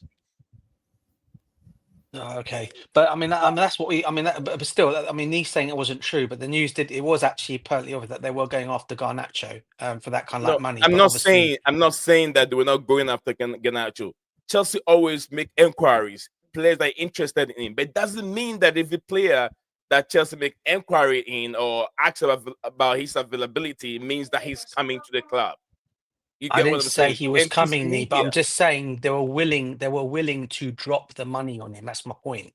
And they had that money there had he become available. That's the and point I'm making. that's what Max just explained it, that it was going to be spread out within a period of time for Chelsea to pay that money But what off. but You it get goes what I'm back to saying? my same point being is we didn't need this is what I'm trying to say. If that money was there to do over a certain period of time, as we just said, then don't go and sign a wing. Like you said, don't go and sign a winger.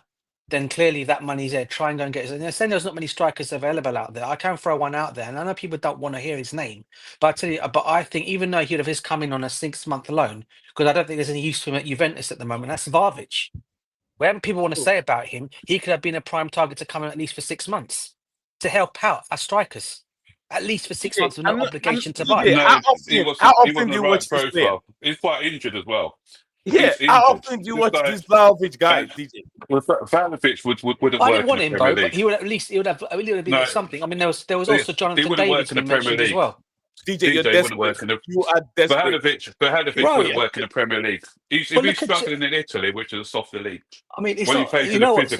in the Yeah. physical Premier League, he wouldn't last. Not Trust me. desperate. Can I just put this one out there? Max knows me very, very well from my days of talking to him. But he knows I'm not desperate. I'm not going to come on your streams and talk rubbish, right? When it comes to my football club, I've been a fan since the 80s. Yeah, I'm not going to come here and babble out rubbish that other people do. What I will come out and say to you is what I feel as a Chelsea fan, and what I'm just basically trying to say to you is, DJ, we okay. do understand that, but But what I'm trying to say to you you're is, okay, so is frustrated, and when you're desperate, you end it's up not buying players desperateness, that you bro. don't My need. point, the point of the matter is, right, yeah, Jackson hasn't. This is not on Jackson, by the way. Jackson hasn't scored what in 8 games now. He hasn't scored goals within 8 starts of his finish. He hasn't done anything. He clearly doesn't trust in Cuckoo as a striker. Okay, so then Cuckoo's not going to play that role. So you got Mark Guehi, who he finally put in last night. Okay, who got injured now. We don't know. He might not be bad now. He might be coming back. Right. I'm not saying desperateness, Nee. All I was basically saying is to get a lone player in, a lone striker. If there was any out there to go and get. I've just mentioned Vlahovic as one name, but I'm sure there are other ones out there that we could have gone and looked at. That's all I'm saying. Yeah, I'd have said a lone striker. If it was I don't know, but that's the job of the sporting directors to find somebody who could have come and done the job for us. Because if you look at Gui yesterday, the game changed when he came on simply because he was occupying the 2 defenders. He's quite raw, but you need that sort of profile. He's going to occupy your defenders and allow your wingers to get into the game. Because Neto played well, he had more freedom. And on the other side, in Cuckoo, playing in the number 8 half space and then putting Cucurella further wide, again, that gave more problems to Manchester. It gave more problems to West Ham yesterday. So we did need an experienced number 9 to see us over the line. Because I think everyone was probably wincing yesterday when Nicholas Jackson went down. Because I was thinking, if he gets injured, and we don't know, the manager said he's okay, but if he feels that tweak in the hamstring, if he pulls it in training and he's out for 5 or 6 weeks, then kiss goodbye to top 4. It's going to be a struggle as it is. So I just think we did need to get someone in on loan. I wouldn't have said I wouldn't have got anybody, but I just searched the loan market just to get a body in there.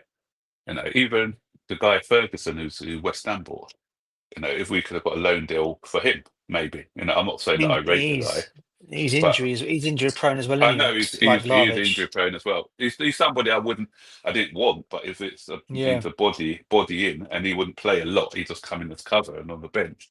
Then yeah, but I don't think they'd have loaned him to us anyway because they want him to get game time, and Yeah. you'd probably get game time at West Ham. You wouldn't be getting a lot of game time at Chelsea.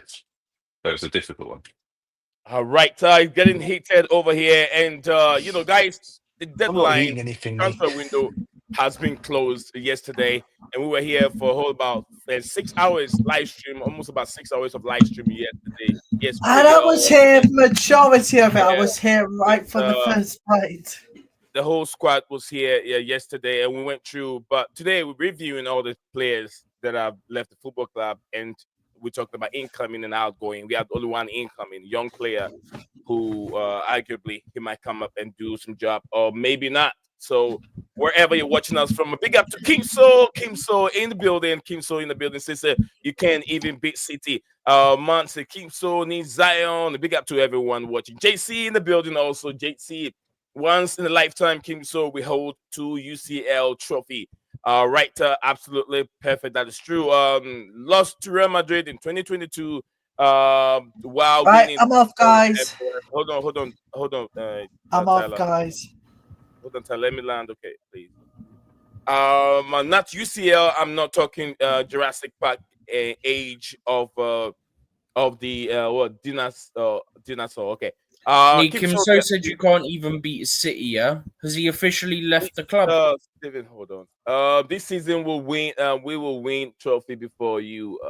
Kim So, who? Where did Kim So move to? Kim So, he said he's moving to a different club yesterday. Your directors are embarrassing according to Kim So. Kim So, I think you're not more a Chelsea fan, isn't it? You're not more a Chelsea fan. No, I think he's talking to the Arsenal fan in the comments. Who's the Arsenal fan that comes on here? Something Guna? Is it something Guna that comes in here? I forgot his name. No, Guna. It's okay. I think. Yeah, I'll be on, and then you guys can have a microphone real quick. They said no. You will win another European trophy. Gonna leave now. He said he supports Aston Villa, by the way, Kim So. Okay. Tyler, you're leaving right now? Yep. Don't forget to join me Friday morning, 11:45 GMT for Women's Champions League build-up and coverage at BlueClouds Media X as well. You have my permission to stream the My Watchlon on X. All right, we'll talk before Friday comes in and see how we can do that. Okay, I'll get hold of you before Friday. Bye. Yeah. Thank you very much. Big up to you. Big up, right? Bye-bye. Cheers.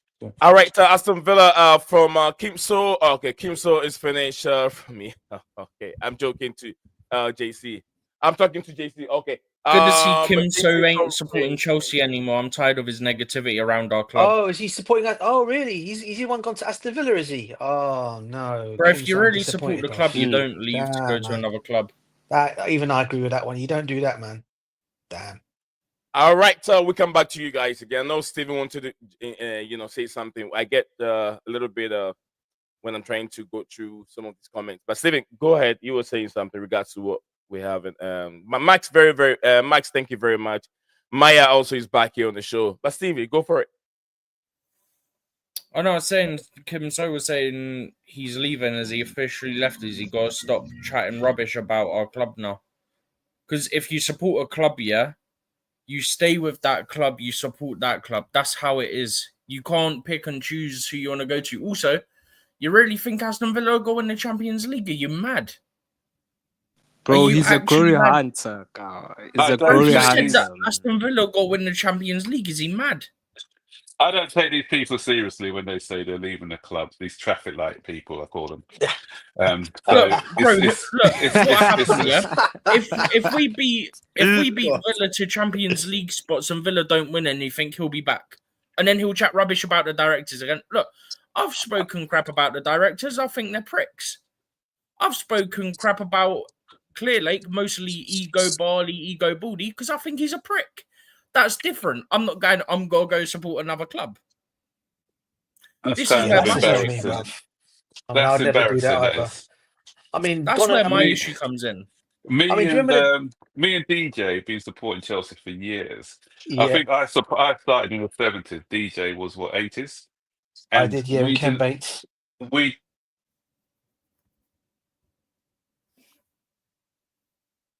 Max, you there, bro? I think his audio cut out. Yeah, Bro, he my Sorry, is. can you hear me? granddad's Can you hear me obviously now? been. Yeah, Can you hear I me? Oh can hear you no, now. yeah, I can hear you. I can Sorry, hear you. sorry, I I can don't know hear what you. I can happened. hear you. No, the slogan at Chelsea, what is it? DJ, it's win or lose, up the blues. Exactly. That's what we Exactly, bro. say, and it builds character. When you're going through it separates the men from the boys when you're going through a bad spell, you know. Yeah. And Yeah. what it does, it also makes winning. When you get back to winning ways, it makes it even this more sweeter. That It you, does, you know, Max. and And like me, you must have been part of 3 relegations for Chelsea. Am I right in saying that? yep, Yep. yep, Same here, bro. yep. 3 do you know Three what relegations annoys as well. me? relegations. Yeah, Yeah. my granddad's obviously been in Chelsea for a long time. Yeah, he's gone. Oh, these beeping owners, they're ruining the club. And I'm trying to explain to him like it's specific people within ownership. It's not all of them. Yeah, he goes, no, it's all of them, and blah blah blah. It's like, just for once, listen to me. You may think you know it all because you're older, but I have the actual information. So if you listened, you would understand what is going wrong with the club. But he refuses to listen to it because he's stubborn as shit. But the point is, I actually know the fact that He's old it's school, Stephen, basically brother. You all can't blame ego him. barley, yeah? But he refuses to believe it. No, it's all of them. It's effing all of them, blah, blah, blah. I went, do you know, I got to a point, yeah, I went to him, okay, you don't like the owners. You slag them off all the time. You know what? When we win trophies, don't celebrate them. Yeah. Stephen, what you're saying is correct because, like, remember when at the beginning, the end of last season, when they had that war between the owners because That was beginning of this year. beginning of this year, Bowley wanted to buy them out, didn't they, or something? And vice And versa, yeah. exactly. So what it was, Bowley was the one who wanted to bring in Ronaldo back then, Cristiano Ronaldo. He wanted to build He a wanted a team with superstar a few signing superstar superstars, fund. some superstars with some youngsters. But then Yeah. Eggbali, you got to remember who Eggbali is and who he represents. He's that investment fund or whatever they call themselves. And what they do as a company, what Clearlake do, they take businesses and with the investors, they need to make a return on investment. Mm-hmm. So this model, bringing in, because if you look, all you have to do is look at the situation with Chukwuemeka. Chukwuemeka, we bought for 20 million. They made up some cock and bull story of why he wasn't playing.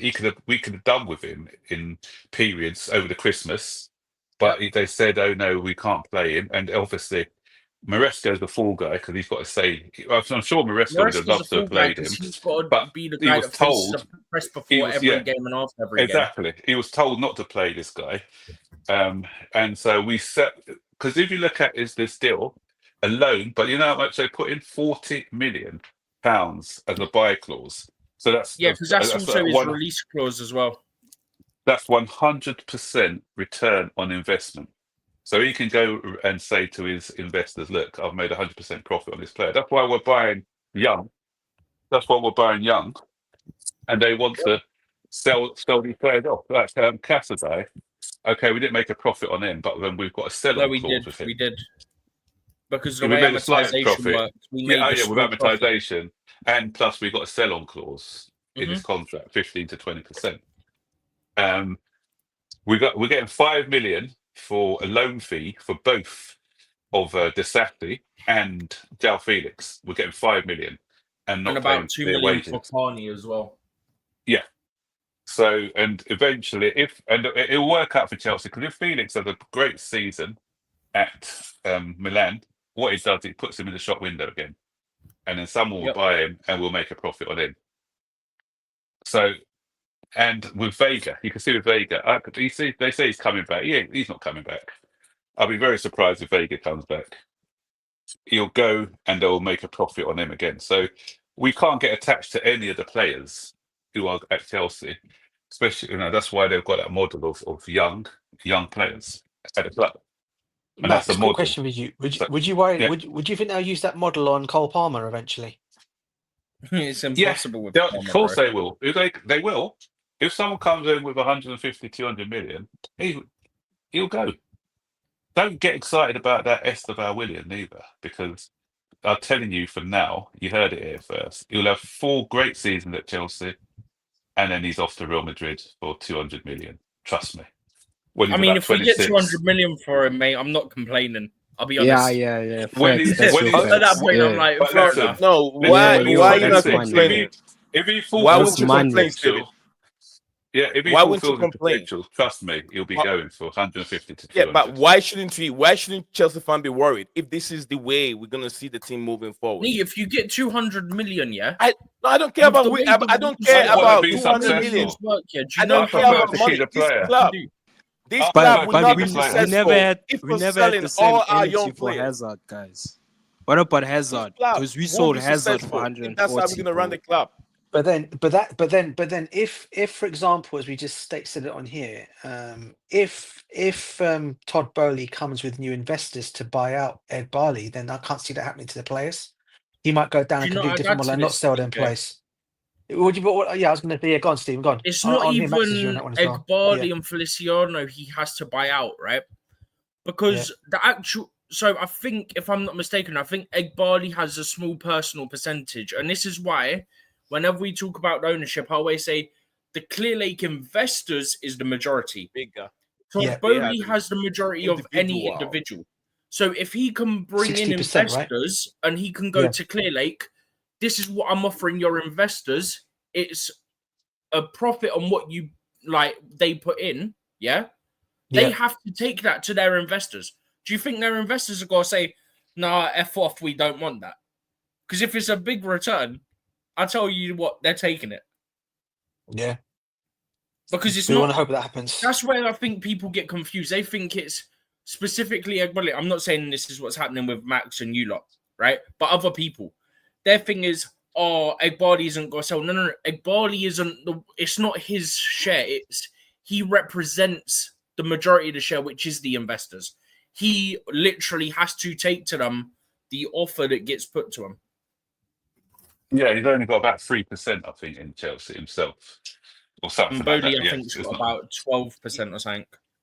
This Yeah. is what I'm saying on this. If we're gonna let players hit their get to their peak and sell them because of money, this club, the idea or whatever they're planning to do with this club is never gonna get anywhere. And I don't think JC is saying something regarding what is going on. Oh, okay, well, like you say, if Cole Palmer is 150 right now, they should have sold him for a long time.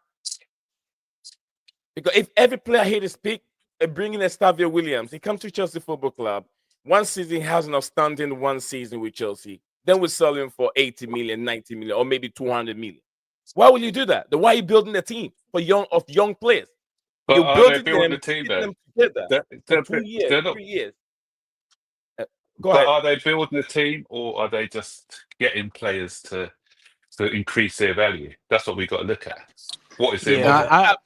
I don't think they're building a team. I don't think it's like building a team. From what I'm seeing, they're probably buying players to make profit. That's what I'm seeing. No, I don't. Because I don't if you're think so. building for a team, you're building for a team, you could be like buying players just to like fix the team. Yeah. Instead of like just buying players. No, I We've don't done think more so. trading than they Look, do in the stock market in the last few I don't think months. they're just buying players to make profit. I don't think so. They're buying young players. That's the model.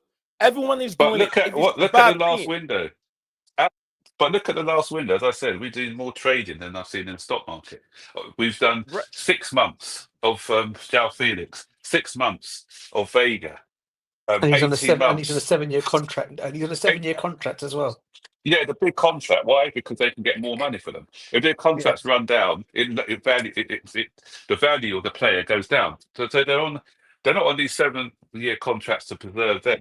They're on the 7-year contracts to keep the value up. That's why they're on these big contracts. Think about it. Yeah. No, I agree on that one.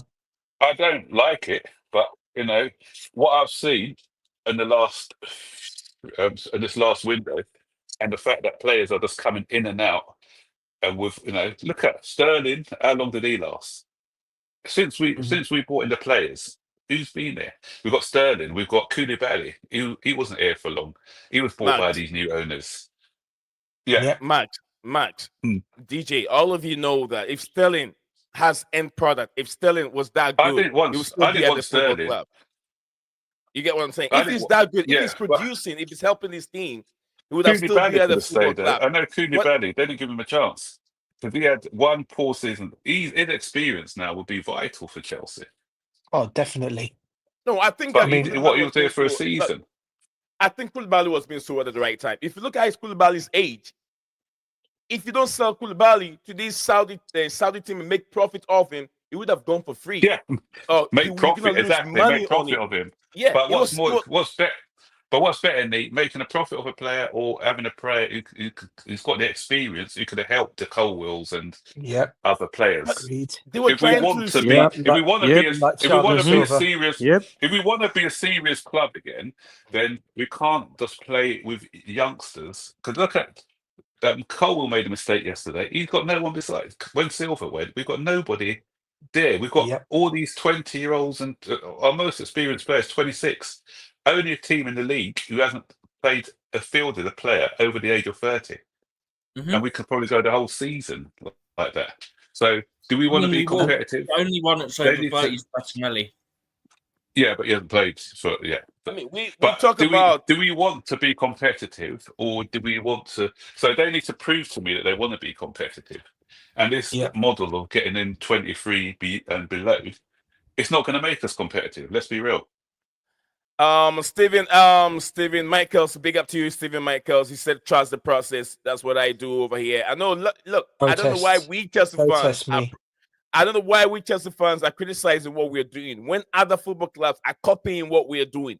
West Ham United, I've signed 7 years for, Bowen, the one that scored against Chelsea. You know how many contract he's on? He's on 7 years contract. But he's also he's on 10 years contract. Yeah, but the difference is we're Chelsea Football Club and that's West Ham Football Club. We're really going to compare the clubs here. I'm not comparing clubs. I'm comparing the model of which football has transformed itself from 20 years ago to what it is now. It's different. But my point, the difference is they're giving them to established players that are experienced. We're not. But yeah, exactly. But for me to trust the process. I'm one of the most patient, as a DJ would let you know. I'm very patient. I'm quite level-headed. So am I generally. So am I in general. I'm not reactionary. They told us themselves, the owners, judge us on 4 windows. After 4 windows, you'll see. We've had 4 windows now, and we still haven't seen. We haven't got a balanced squad. We spent 1.4 or whatever billion. No sponsors on that shirt.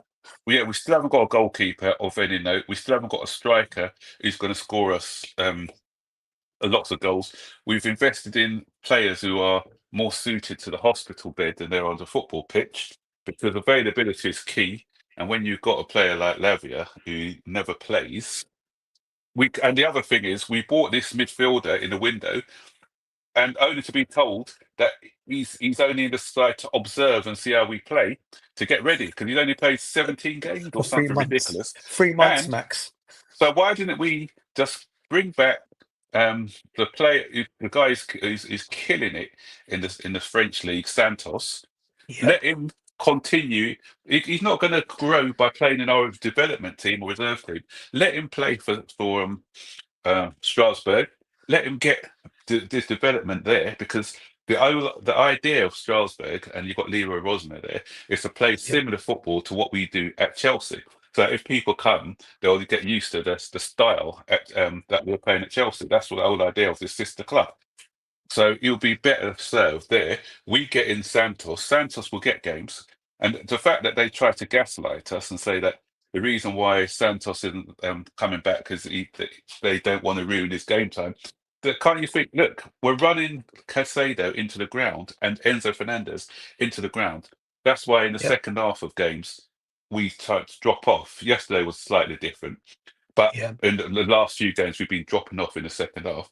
Lavia doesn't play. He's not available. So Santos would, and plus, we've also got the Conference League. Don't tell me that Santos wouldn't have played at least 15 games 100%, towards now the end of the season. Man. 100%, Max. Agreed. And I'll tell you another thing. For me, looking at Caicedo yesterday, he was our best player on the pitch yesterday by far. Okay, when he in that midfield, even though I think the man of the match did go to him, I think, for Chelsea, but others were mentioning other players in that team yesterday. But I thought Caicedo was excellent yesterday. And I'll tell you what. You know why he was good, Nee? You know why he's good, Nee?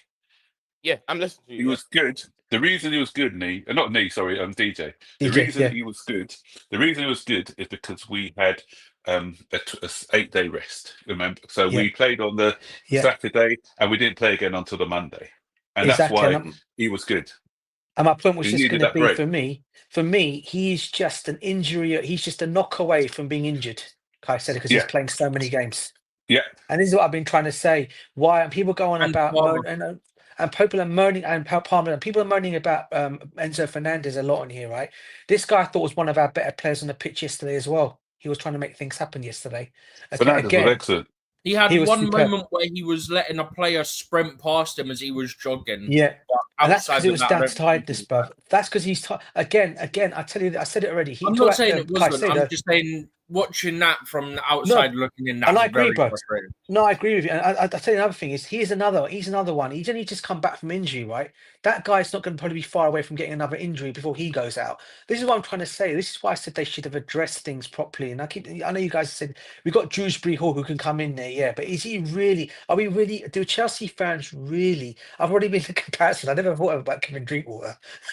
That's a good one. Max came out. But are we really going to trust this guy in our midfield for the rest of the season? Should anything happen to those two players? Because I don't think anyone will, mate. I don't think anyone will. And what doesn't make sense is again, you've gone and got rid of Chukwuemeka, who for me could have stayed in this midfield rather than going and signing a 19-year-old kid. You had Chukwuemeka there already. You know what, yeah. You had Chukwuemeka there already. In a minute. I don't think DJ Chukwuemeka is not sold. He's on loan. No, meaning we could have had him yesterday. And okay, Nee, my bad. He could have been there instead of sending him out on loan. He's gone on loan. He's left the club for now. That's my point. Same thing, basically, what you said. And he's got a 40 million buy. Yeah, and he's got a 4 million clause on his thing, by the way. Should they want to buy him? So don't be surprised if they decide to take that up in the summer. Well, I don't know why. Just like Mark said, look, a lot of us have been frustrated and we're being reactionary. Chelsea are in top four. And not too long they were within the third place, which I predicted will finish the season. I know Arsenal and Liverpool have already make their mark on that top four position. Liverpool first, Arsenal second. Now it's going to be between the third and fourth place, which Chelsea are already in. The Chelsea have been there for quite some time. They've been there. They've been lots of progression from last season to now. Yeah, Max did talk about Chelsea made the statement that they would do for they'll do for transfer window. I'm not sure if it includes January transfer window or just a summer transfer window. Whatever it is, it's transfer window. I understand. But if you look at that number of transfer that they were talking about, how many managers have we had since these owners came in? The first year, I'm not even including that first year. The first year, I write it off because it was a mess. It was a joke of people they're managing the football club before these owners took over. So they have to repair everything. They have to get people in place so they don't get themselves fined. Like they reported issues that were being committed by the old owners or the under Abramovich era. So things have been done that way. These owners who came in and trying to fix things. I do understand. How many managers have we had so far since they came in? They thought maybe Potter. They gave Potter quite a number of years thinking he could be the guy and did not work out for Potter. But he has players to work with. Too many players, he couldn't even find who to pick. Every week he's changing stories. Every week he's changing players. And when you have that kind of situation, it becomes very difficult to have a stable team because every manager has different philosophy. New manager comes in. Lampard also came in. Mauricio Pochettino also came in. He's playing different. He has different ideas of how he wants to play. Those things doesn't help. Pep Guardiola alone has been there for over. I'm not blaming the old ownership, Nee, by the way. Nee, I don't blame can Roman, I just, by the way. Can I just say, because I need to go in a minute because I've got dinner on the table. Can I just say something to that point? That's why you need good sporting directors. And that's the importance, exactly for the reasons that you were saying. Because if you look at look at Real Madrid and look at the successful teams, Real Madrid used to change their managers every other season. But the philosophy was still the same because they had players who they brought in who the managers can actually work with. So it's not about changing the manager. If you've got a good foundation, it doesn't matter who the manager is who comes in. If you've got a culture and a way of playing, then they should be able to adapt. It's up to them to create that that team philosophy and getting players to buy into that and getting in a manager who's suited to that way as well. So that's the other thing. You get in managers like what Barcelona do, they get managers who fit the way that they want to play, the culture of the club. So it's when they come in, there's not a big adjustment. So we got to set the tone. The sporting directors have to set the tone. Yeah. Yeah. Anyway, guys, sorry, I need to go now. So Great talking to nice you, Max. speaking to you, Big up Max. to you and your Yeah, family. cheers, by the way, bro. Max. Big up, Regards- bro. Big up, Big up, big yeah. up. regards to your family, mate. it was Regards a to your good family. debate, though. I wish I could have stayed longer and discussed it. It's all right. It's all Yeah. right, Max. Enjoy your dinner, Max. We'll talk to you some other time. Take care, man. Take Yeah. care, Max. Cheers. All right, nice All right. chatting again. Take care. All right. Bye-bye. JC, I know you've said lots of comments in there. I'm just letting the flow go so I can get back to the comments. But it was Max joining us. So we still have Maya here, DJ Sav also here, Stevie G on top of my head, and more comments coming. JC said need a lot of statements on panel today, criticizing one thing or the other. Would you love to hear justification, also to hear assumptions? All right. What is the bombshell? What is the bombshell? Oh, the bombshell. Thumbnail. Yeah. The bombshell over there. Real James, man, we're talking about. It's supposed to be more of a reviewing these players that are in, but for one way or the other, it started off with would I say people or fans or Chelsea fans are not happy with this January transfer window, and that brought this whole conversation here to see who is doing right, who is doing what is right, and who is doing what is wrong. So that's what we are just arguing over here. Meaning me, real But James, very starting healthy, debate over here and argument. Very healthy. There's no fight over here. We are trying to we all want the best for the football club. In that matter, we have to hear everyone's point of view as they come in. Here we Very, go, very JC. Here we go, constructive. JC, with your Very comments constructive. about the directors, man. If Come on. standards are high, and all players and managers knew what is either it is either win or goodbye from a real James. JC said there is no competition in Spanish league. By the way, I mean Chelsea Chelsea are still competing. Are they competing or not? Although the players that we are all looking for are not there, are they competing? I know there'll be breakdown. There will be a little breakdown here and there, but we will see that for Manchester City too. They have better players than we. A lot more experienced players. They've had some new also players, but how's it working for them? They have more experienced players. We'll come to that. JC said it's cool. Panelists were what reading? I think that's what JC said. People who speak standard are usually the ones who get most humble pie to eat. From JC. I know a lot of you guys will react to what JC is saying. All right, JC. Why'd you not come and challenge me on it then, bro? Wow. Just 3 months ago. I'm gonna have pie in my face. Wow. JC said just 3 months ago, Enzo Fernandez was considered a bad investment. Not by me. Just 3 months ago. Pep is a liar. Is it liar, right? LOL, hypocrite. Oh, I know where Pep Guardiola stands. Checkbook manager. Yes, he's splashing the cash again. Oh God, here we go. The JC said no, he didn't brought Mamouche experience. All right, Mamouche experience. Let us discuss yesterday's game. There were so many positive changes. I saw a plan A and a plan B, which actually worked. Some standard lead to winning from Real James. Big up to you, brother. I hope everyone is well. All right, over to you. Anyone who wants to react to some of the comments that I've read so far, you can go for it. And big up to everyone. There's 16 of you on. Was it 16? I think there's 9 of you on YouTube watching live. Big up to everyone. Don't forget to always just like the video and share it if you can for us. Smash the like button. Let's go for it. No, I was just going to say, JC's come at me quite a lot today in the comments section. I've read a few of his things. I've not let them go. I've seen a few that he's put on there. And he knows me very well. in terms of how I feel about my football club. And for him to say that I'm more or less overreacting, or I'm something about the standards, and no one was complaining about the directors before we were second. I've always complained about these guys. I think you guys are already fully aware of this. And Stephen, Same. I know you guys are fully aware of me. I've always had complaints on these directors, whether we were second or not.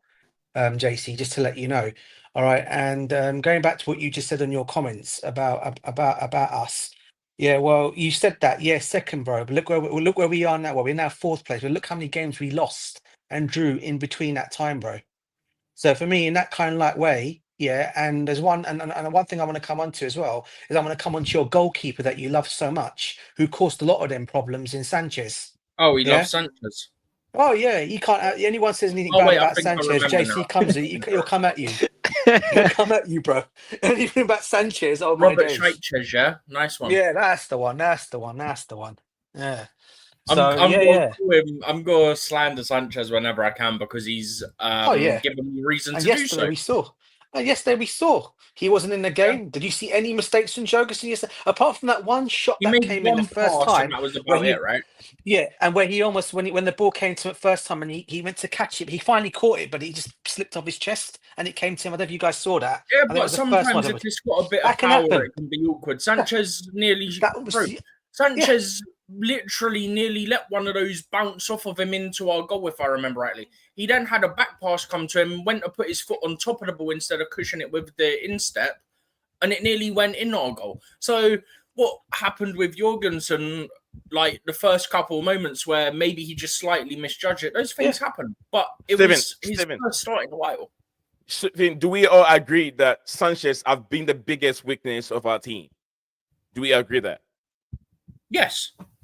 Okay, so if we all agree that Sanchez is the biggest problem of our team, what's wrong with this team? The team is good, and this team is challenging. No, we've had mistakes, in the defense as well, bro. I mean, Levi Corwis made mistakes. I know. Mistakes, definitely. We all make mistakes. David Raya have make mistakes. Edison have make mistakes. Allison have made so many mistakes. It's a liability, Nia. Everywhere, everyone is making mistakes. It will happen. But if you assess the team, I'm giving this team 80 out of, or I'll give it 8 out of 10 because all department is working. The goalkeeper is the biggest problem in the team right now. Besides that, philosophy, everything is working. That's the whole issue. He's the biggest, not the only. Yeah, he's not the only issue. He's the not. Other issues, right. Go on, Stephen. We've stated several times, include but not limited to, not having another striker who can come in for Jackson that isn't an 18 or 19-year-old kid. Is not having a backup left back, is not having backups to Lavia and to Caicedo because Lavia is injured. So you don't have that. And Enzo, yeah. But my point is Lavia is injured. He was kind of your backup to Caicedo. He kind of allowed you to play all three at one time because Caicedo was moving to right back. So that changes things as well. Like there's a lot of things that need sorting. Bro, we went from we felt confident with our depth, and then it quickly became apparent it wasn't the case. DJ, has it been regression or progression? It's been a bit of both, Nee. I'm not going to say we've regressed so much. We have made some progression. We haven't regressed. Okay. We haven't regressed from last season. We finished 16 and 6. No, bro. Let me finish. You let me finish my point, Nee. But Nee, you're not letting me finish my point, bro. Sorry. Let me finish my point. What I'm saying is, I've seen improvements in the team, yes, and I've seen us get into second place, yes. I'm not saying we haven't done, and I've seen my team score more goals this season. I've seen Jackson played better at the start, now at the start of the season than I did him last season, but then he came into his own afterwards last season. This season, I'm seeing a bit of difference with Jackson. Yeah, he came good. He's now dropped back again, gone back to that how he was last season. Okay. And this is why I feel when we talk about saying how we made improvements in the team, we did make improvements in the team and we were doing well up to a certain point. But then, as we all know, in every game, in every season, and every team you play, whatever team you support, injuries will happen. And it's about the players that are going to come in to take over those injuries when it does happen, or when you need to give certain players a rest.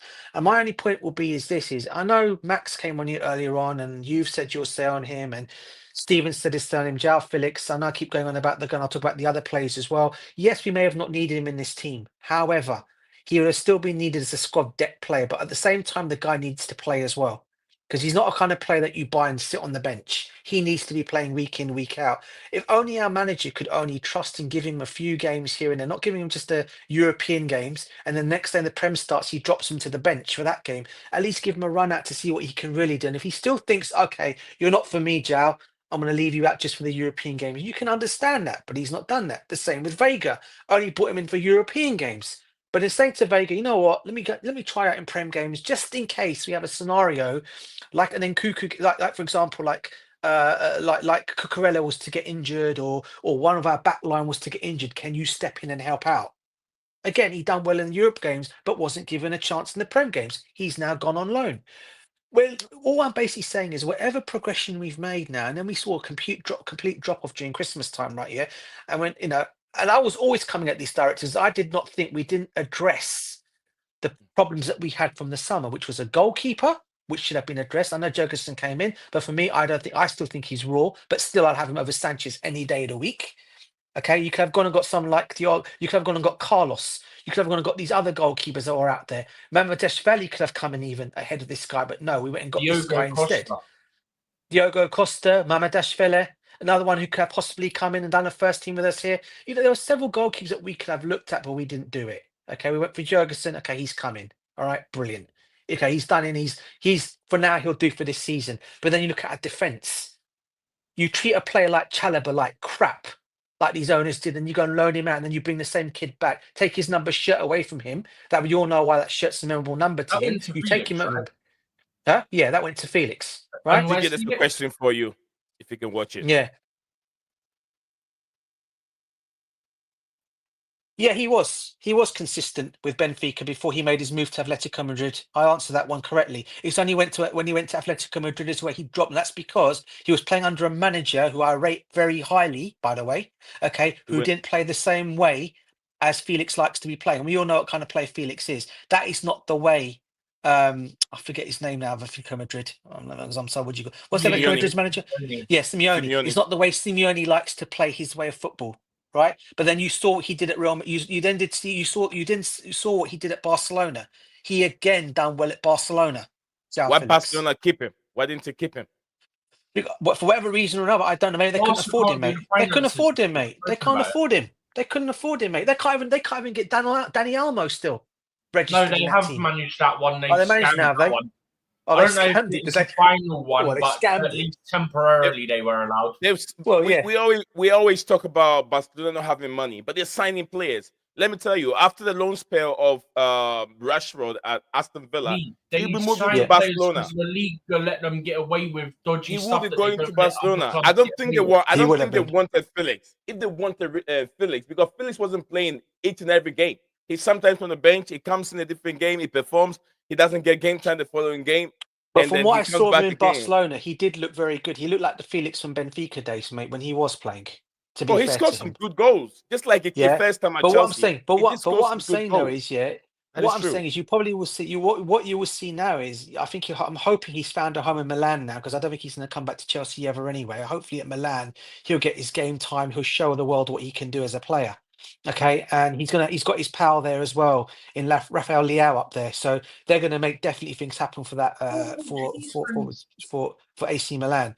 But what I will say in terms of the other players, I'm saying, okay, at the end of the day, what my point is we did not bring in players that we let go in this window as replacements. Yeah. That's my argument, Neil. It was all good that we were second. I'm not debating that. Yeah, we were. But I was always, and I think you guys know, and I'm surprised JC's even coming at me on this, because if he's watched my streams long enough and he streamed with me long enough to know, he knows I was never for these directors and I was never for these owners. So for him to even come at to me about these directors now, when we were second place, I'm a bit surprised, to be honest with you. Because he knows I've been on streams with him, with you, on Cachilla's streams. I've come out and talked about these owners left, right, and centre, including these directors all the time. So for him to come out and say to me that, oh, why, no one's complaining when we were second place. I wasn't complaining because we were playing great football, we were doing well. But we had a drop-off, a huge drop-off. Also, there's no point just complaining about them when it's not in the transfer window and they're not doing what their job is, which is to sign players. Exactly. Yeah. Exactly. And the right players, Exactly, the right yeah. profiles. Yeah. The squad build, yeah. But outside of that, what can I do when we're not in a transfer window? I can't go, oh, you're not signing anyone. It's like, yeah, but we're not in the summer or the winter window, so I can't do that as much as I would love to. You see, as we all know, when each transfer window that opens up, before the transfer window opens up, whether it's in January or whether it starts in June, these guys should be doing their homework and diligence of who they're going to be targeting in the summer. Yes, there's a possibility that there's going to be other clubs going for the same targets, but you're still going to do your homework and your diligence to see, okay, I'm going to try our best to get this player to the club who's going to be better for us, who's going to help the manager, make us go up to higher places in the league, make us get to where we want to get again. You still target these players. Now, my understanding, my reading today is we can forget about the Gyökeres deal because apparently there was a there was an article that went on a paper today that he actually wants Manchester United and wants to go back under Amarin. That's the whole issue. Yeah, in the summer. In the summer, apparently in the summer. I think he might go, bro. Get the money. He might go there, Steve, bro. Huh? Nah, they're gonna sell the players, bro. But he might buy because they're not gonna be able to get enough profit from Xerxes or Hoyland. Oh yeah, I agree with I'm just saying, Steve. I'm just saying that he might not go yeah. to Man United, but I'm just saying what he's just come out and said his own mouth is his preference choice is Manchester United. Okay, that's all I'm basically saying. No, we can still get him because of Amarim, even though the deal won't happen. Yeah, we can still get him, but then will these owners push for him, or they're going to push for the next youngster that's going to be coming out? Push the exact unfortunately, probably not. Is there a bunch of pricks? Hell no. That's what I'm trying to say. So it's all I'm saying. I'm not. Listen. I'm an advocate for my football club. I'm an advocate for my football club every day of the week. That crest that they wear, the badge, the whole thing about my football club. Yeah, I'm more advocate for my football club. I don't care about these owners. All I care about is my club, and I want to see what's best for my club. Yeah. And at this moment in time, I don't think Barley and these directors are doing any good by our football club at this moment in time. 100% they're not. And any fan that wants to come and disagree with me on here, come on and speak to me about it. I know there are a lot of fans on X that totally agree with what I'm trying to say on these guys. Okay. But there are others out there that just don't want to say that. They want to see the goodness in them. And because, they went and reported themselves to the FA because of Roman's wrongdoings in the past. I mean, come on. To be fair, I think that was more Bowley. That's not a DJ. That's the DJ. I mean, look, I see something different from what others do not see. And maybe someone will say, I see everything. I see everything. I see there's not a progress.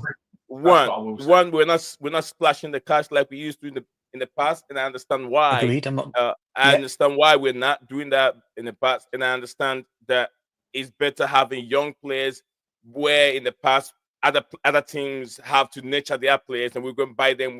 We go and buy them. Why can't we do that when we have Roman have set a good academy over there? And like we say, some of these players, not all of them can make it. But in the past, we've seen that the likes of Reece James and what's his name? Mason Mount are able to Mori have all coached. And we've seen a champion in all of them. But still, it doesn't mean that they're still going to be the one we are looking for. We are looking for experience, and they don't have that experience yet. But we are the same people. As soon as we sell these players because they don't have that experience, we'll be crying. So, academy players and young players everywhere, young players. Certain people will be crying, yeah? Don't get me wrong. I'll be annoyed if we sell a Champong, for example, because I really rate a Champong, yeah? My issue is that you've got certain people. I think DJ might know the specific accounts that have youth in their name that only really care for Cobham and not Chelsea. I can't remember the exact one that's the biggest one, but he said stuff like Lewis Baker's going to be like the next whatever it was, like one of the really big names, basically, and stuff like this. Yeah, says it about every player coming through Cobham, and then when we sell them, he cries about it, like, no, I'll be annoyed if we sell certain academy players because I rate them so high. Yeah, but unlike said individuals. I don't go. I'm not saying this is what you're saying, but I needed to make this point as well. Unlike certain accounts that have youth in their name when they're Chelsea related, yeah, they seem to be Cobham FC, not Chelsea FC, yeah. And the issue is they think every player from the academy is going to make it, is going to be a big player, going to be a world class player. That's not the reality. The reality is you're going to have hits, you're going to have misses, and you're going to need to still buy players because you can't just do it with the players from your own academy because no club has the luxury of being that way. Yeah. Yeah, if you're not a Cobham FC person, this Can always I- creating content Yeah, and putting this this. is the thing, Lee. This is Can what I I'm ask saying. JC? Always thing is advocating. really- Give me a second. Always advocating Go for on. these young players. Then they'll tell you you're not Chelsea fan. Go the fuck up. Can You're I not ask Chelsea JC a quick Oh, no, that's question in the exactly what comments? they do need. People, like, they block people for saying stuff like, you only care about Cobham and stuff like that. They block people for calling them out on it, which is pathetic because people are allowed to call you out on your BS, which it's not even a lie. They are. They literally only care for Cobham. They don't seem to care about the players that we sign and stuff like this. And I'll be glad I annoyed know about this. certain players leaving because I rate them highly, but I don't cry every time a Cobham player leaves like some people. No, I don't do that either. But the only thing I'll say is when you know there's a good player, there's a good player from our academy who's doing well, like we've had Action, and then you go and bring another player in to come and block his development, who's another youngster, then yeah, you all complain about that because I don't Yeah, that's believe that where I should be get the way annoyed. forward. I'm with you on that. You But don't it's do stuff that. like Baker will be the next big Yeah, thing yeah. or whatever. I'm like, come on, mate. You said it But about just- Baker. You said it about Baker. just- Like, Just on JC, what he just said to me, I'm contradicting my own point. Tell me, I got one question for JC in the comments. Why do you have so much love for He's these here. He's sporting here. directors? He's here. Why does he He's have here. so much love for these sporting directors? What have they done for our football club to make you think that we're being we're so superb all of a sudden, or we're going to win the next big thing? I mean, come on, man, what are we doing here? I mean, you're Okay, coming over at me to all you. day in the comments. You All ask day a you're coming to me in the question. comments. Okay. Yeah, come on. The question, can I answer? Yeah, please do. Yeah, okay. See, I look at things, at least in the recent past, recent time, I try to be as balancing. I'm trying to be as possible, and people generally, and me myself including, used to be also, which I still am maybe, but I try to avoid that. It's like being on the extremes. It's either very, very, very bad, or it's either very, very, very good. And the truth is not that. It's never like that. And as I am starting to see gradual progress, step by step, I won't be surprised, like in 1 year's time or 2 years' times, all of you, including me, because last years I was criticizing heavily as well. We will be eating our words. There is a progression going on, and I can see that. That's why I am just trying to be calm about it, because I have seen progression year on year on year. This is the third year, and I don't see this stopping. And they are doing a job. It's their job which is resulting in this. Now, who specifically is doing it, I do not know. I mean, it's behind closed doors. But I see the progression. There is nothing extreme like suddenly you are top, suddenly you are bottom. It takes steps, yes, but if the steps are also gradually going down, then you can see this and you can complain and you can. But surely, after 6 bad games by Maresca, I said my statement. Like, for me now, he's entering the fraud wash territory. What are you doing? Why are you doing this? And then, like, okay, in last game he changed again, and like this time it worked. But one thing I can surely say about Maresca, for example, is he is flexible tactically. He tries different things and he is aware.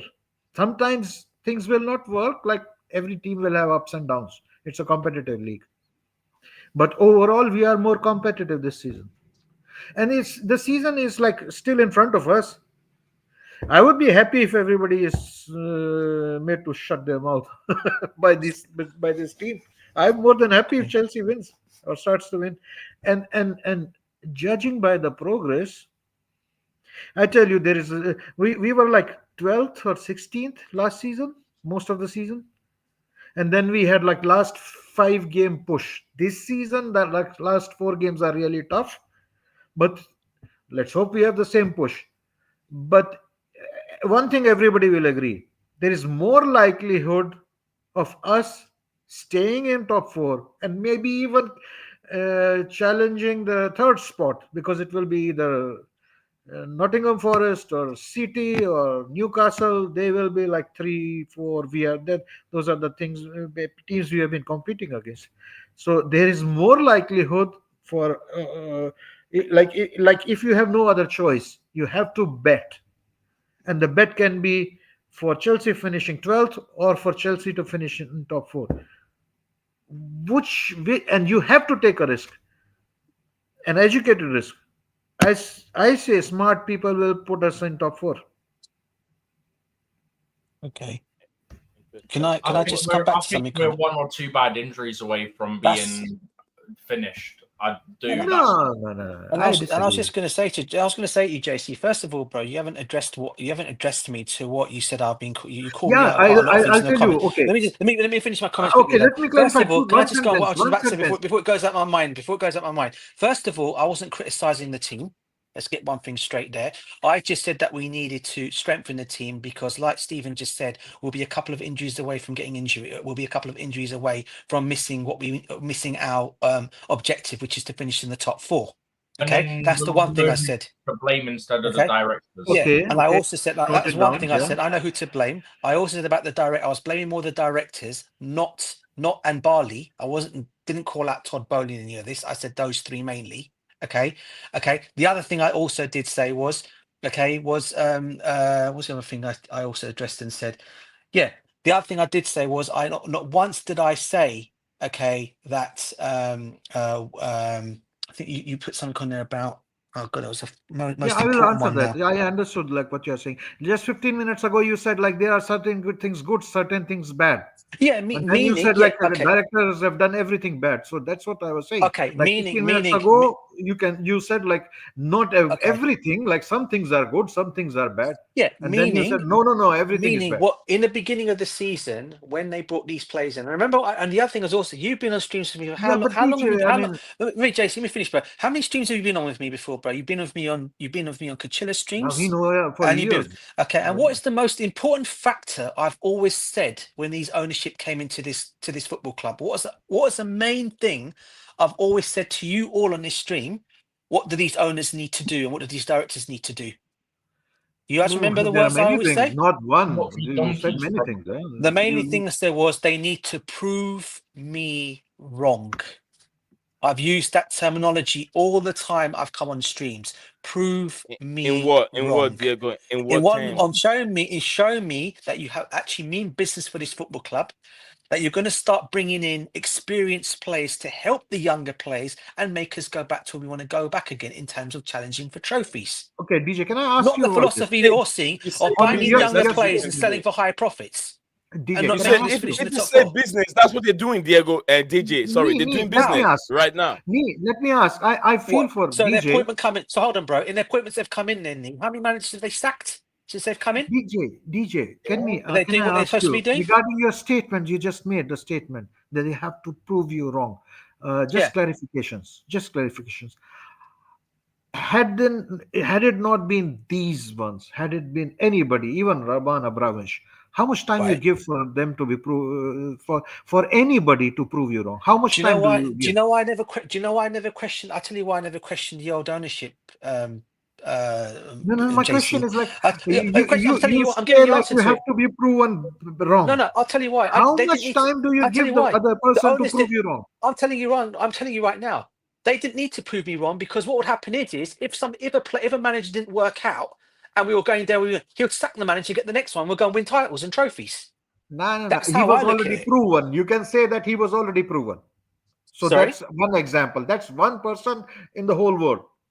So leave aside that person. He's not coming back. Leave aside that person. Anybody in the world comes. That's what the old ownership used to do. Anybody from this world comes. How much time you are willing to give him? Well, I tell you what. If it was like I'll give you that. If it was an example, if it was a manager, all right. Okay, this is not a Maresca. No. Now we are talking about the club structure. Okay. If it was another ownership, you mean? Everything, the structure, because people talk a lot of things like it's directors, it's owners, it's this, it's that. To be honest, nobody knows what it is because nobody is behind those corridors.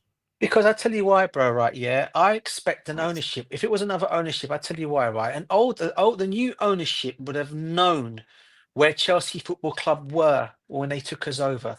We were the last team the last team in London to win the Yeah, but DJ, my Champions League, question is like, to win how the much three time trophies. will you So give a carry on with new that ownership? success. So How carry much on with that time will you give? success. How Well, much time how will you long give? how long did it take Roman Abramovich, bro, to get a success? 2 years. And what was his first season when he came to Chelsea? Where did he finish in his first season? He bought Chelsea because Chelsea was already in top four. No, brother. He You're not answering my wouldn't have question. bought him. He wouldn't No, have no, no, bought no. But Chelsea if forget Chelsea that. was That's not nothing in to do. Champions League. But JC, the bottom line is he bought us. Forget about what you just said. Forget that he bought us. Yeah, My it's question like, to you is, I just my verified question the is, context, no, and but it my, took no, him but 2 my, years. no, but my question to ask you, where did we finish in his first year in charge of the football club? Yeah, so but there are no trophies for that, huh? It doesn't matter. But where did And we we didn't finish? improve. We were in Champions League, Okay, and we stayed in Champions League. okay. But what happened the following season then? Who did he bring in, and what As trophies I did we win? said, after 2 years, we started 1 winning. year, 1 year, 2 bro. years, 2 years, No, 2 1 years. year, 1 year, 1 year. And we were winning before 2003. that as well. Let me Same finish. goes In for this ownership. 2003, this is where I've got you, Jay-Z, yeah? Because in 2003, he bought us. No, Claudio no. Ranieri was our This is what manager. got me, Claudio DJ. Ranieri was our I'll manager. explain you why. He was Let the me finish my first point. one. He was the first one. But it wasn't 2 say, years, no, brother. no. Now you don't stop No, me no, now. you're Like, trying it with me now. let me. No, I'm Yeah. sorry. So he was the You're first one wrong. who came and splashed the cash. Yeah. In today's And what did we win in market, that first season? in today's Nothing. But where market, did we finish? in today's market, and in today's clubs, where every club has a rich owner, he is the least richest. You're missing my points completely, bro. You asked me a question about the That football club, right? strategy Hold of on, guys. splashing cash does not work in today's market. DJ and Nico. JC, let me say this. Look, DJ, the comparison you're making is very difficult. And now, if you don't get that off your brain, you will not like these owners. You never like whatever they're doing now, because football has changed a lot. Back in the days, bro, can I ask you a question? there was I know things there have was changed, no Nee. financial fair play. Now I it know is. that, bro. But JC asked me a question. You He said to expect me, an where did owner Chelsea... to compete with Saudi But he said owners? to me, I answered the question. No, Do you forget that. expect any new owner to come and splash the cash and win everything and said- competing against Saudi Arabia and all Qatar? No. and everything? You missed my point. You asked me, the first question you said to me My was... question is, how much time do you give? And you're still not replied. How much time am I giving them? Well, I'll tell you what. Anybody, not them, anybody. I'll give them at least... I'm going to give them at least... For now, with these No, guys... no, not these. I'm saying any owner. How much time will you give any owner to prove you wrong? It depends on what they're coming in to buy the football club for, bro. That's how I look at it. But like you made a big statement. You want the owners. It depends on how they run our football club. How much time? Yeah, like in it 1 depends day on it. or in No, 1 no, year? bro. I'm answering your question. It depends on how they want to run our football club. Do they want to win, or do they want to bite, or is it just a money racket for them? But you're not party to that. You just said, I want the result. I don't care about the rest. But what they're showing me at the moment, it's more money. It's a money racket for them at the moment. That's what they're showing me at the moment. I'm sorry, but it is. There is a method. There is a method to the madness, bro. There is a method to the madness. Bro. It is, bruv. It is. I have Come seen on. the method. That's why I'm a little bit soft on them. Nah. I'm giving. Listen, I'm not bad on. I'm not out on Todd Bowley, and I'm not against Todd Bowley. The three I'm against, I told you who they are: the directors and Egg Boldy. Yeah, they're the two I'm more against. Just so you're on the same stance as me of what I've got written under my name, then. Yeah, me, I want the best for the football club. Me, because I want the best for the football club, and I see improvement of what the club used to be before they took over, and then now I see, and I hope that whatever they're doing, it works. And when it works, no one has ever. They said no one has ever win the Premier League with kids. Maybe Chelsea can do it the first time, as we've done record this season. Chelsea is the only team who has never played, who has paraded a team with the youngest ever team playing the Premier League. They're competing still. Unproven players. Would you agree if I ask you? It looks like more towards building, more like building slowly, like it's not coming very fast, but we are moving in that direction, and it looks like a more sustainable structure.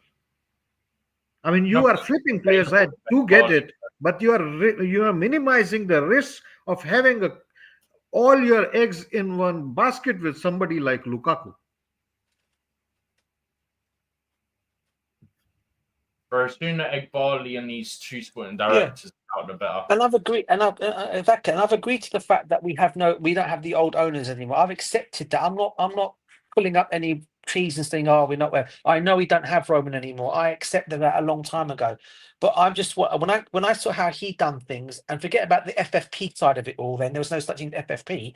I'm just expecting these guys to come in and do exactly what Roman did. Come in, love the club, see if he wants success with them, but not do how they're doing their business. And coming in what they done in their first season, I mean, more or less stripped our whole Champions League squad, got rid of a winning manager that won as our last trophy. Okay, and then you go and get rid of him for what? For bringing in Graham Potter, who's done nothing apart from take Brighton to where to make progress with Brighton. So that's the mistakes I'm talking about. Need to be aggressive. I was very vocal as well, DJ. You know that, and they themselves were vocal and said like we made mistake. And then they went and got poached. Then didn't they? That was another mistake. No, there you go. That's what I'm trying to say. So it sounds like that's strike one, strike I two. would say it was. Yeah, I agree. But like what I'm saying is like year by year they are starting to. It's looking like they are starting to put it together gradually in the right direction. I hope so, Jason. If that's what you think, I don't subscribe. What has changed with me? So.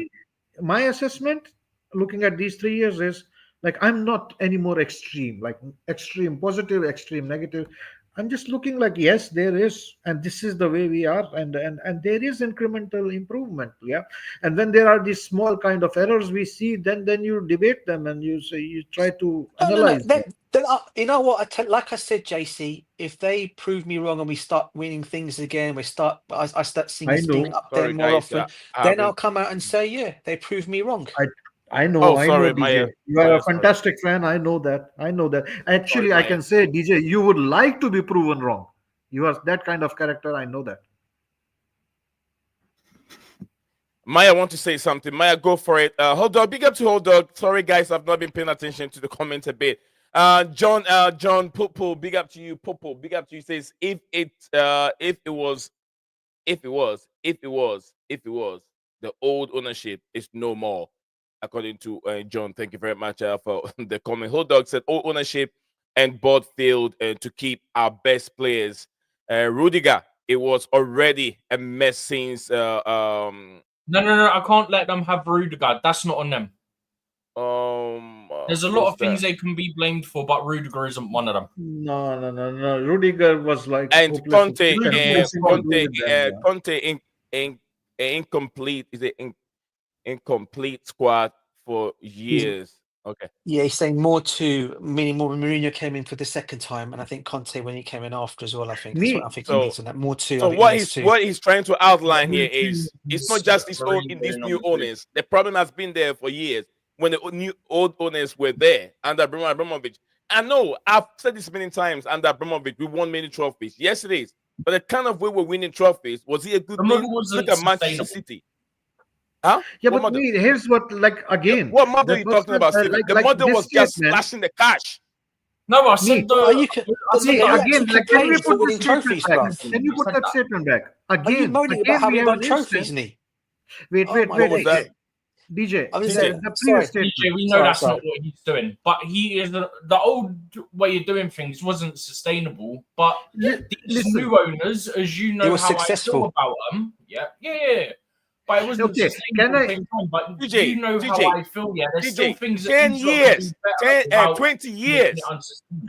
Oh, DJ, 20 years. He won 5 Premier League trophies over 20 years. Man City have been there for how long? Since the Abu Dhabi thing started, and how long Pep Guardiola have been there? He won 6 times in a row, 4 times in a row. Whatever. Who are Manchester City need before Abu Dhabi bought them? One point. What did they win? What did they win? Sorry, say JC. Can I just drop one You line? will do. You will do. I'll finish my point quickly. The only reason I'm saying what I just said, Nee, right, is this: even before Roman Abramovich bought our football club, right? Yeah, we still won a European Cup winners' trophy. We won a Super Cup. We won last team to win at the old Wembley Stadium. The new team to win at the new Wembley Stadium. We made history, right? Yeah, with the old before Roman Abramovich even bought our football club. We were the last team to win at the old Wembley Stadium, right? We won Okay. trophies under Yeah. Ken Bates and Matthew Harding era. So don't put that one on me. Man City won nothing before Abu Dhabi Okay, came into that DJ. group. Now let me put this out. Abramovich just took us to another level. Let me put this out. Let me put this out as again a very good example. People are always on extremes. For this model to be better, the other one doesn't have to be bad. And for the other one to be good, this doesn't have to be bad. These are different phases. Everybody has its own journey, and there are pluses, there are minuses in both. They also lost few things. They also achieved a lot of success, and they cannot be compared and should not be compared with this. You don't compare Maradona to Palmer or somebody who's playing now. The football is different. To be fair, that depends who you talk to. So that's And you don't need extremes. You don't need extremes. Truth is always in the middle.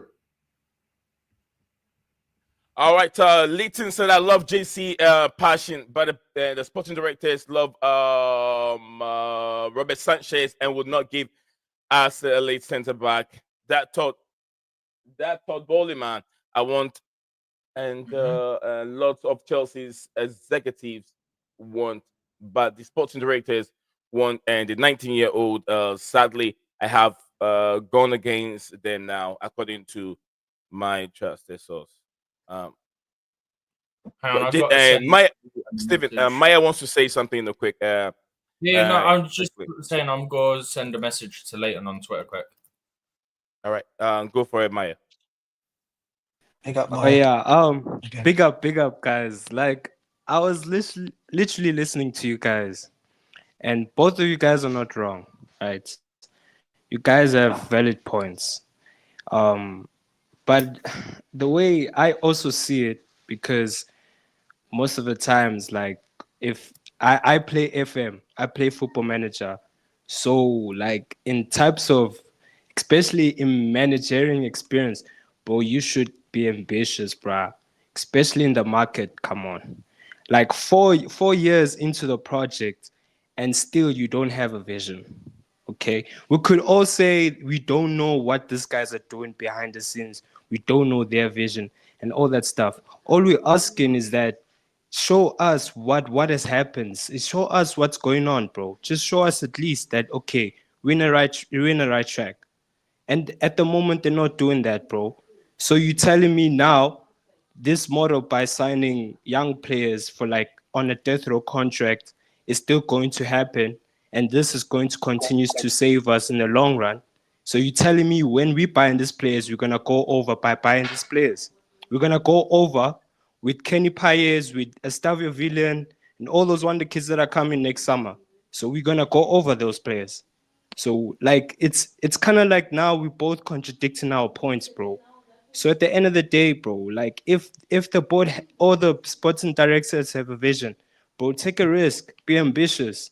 Don't go out signing players where you know it's gonna be a profit thing. Don't do that, bro. You're just wasting so much time. Guys, like 5 years, no trophies. Us not there was, bro. They into a project and they won how many trophies? Like 2, 3. 2 is only like domestic. And now they're looking at to like winning major trophies. Unless you want to be like Arteta and include the Community Shield, then it's free. Exactly, but look at how long they've been doing the project, bro.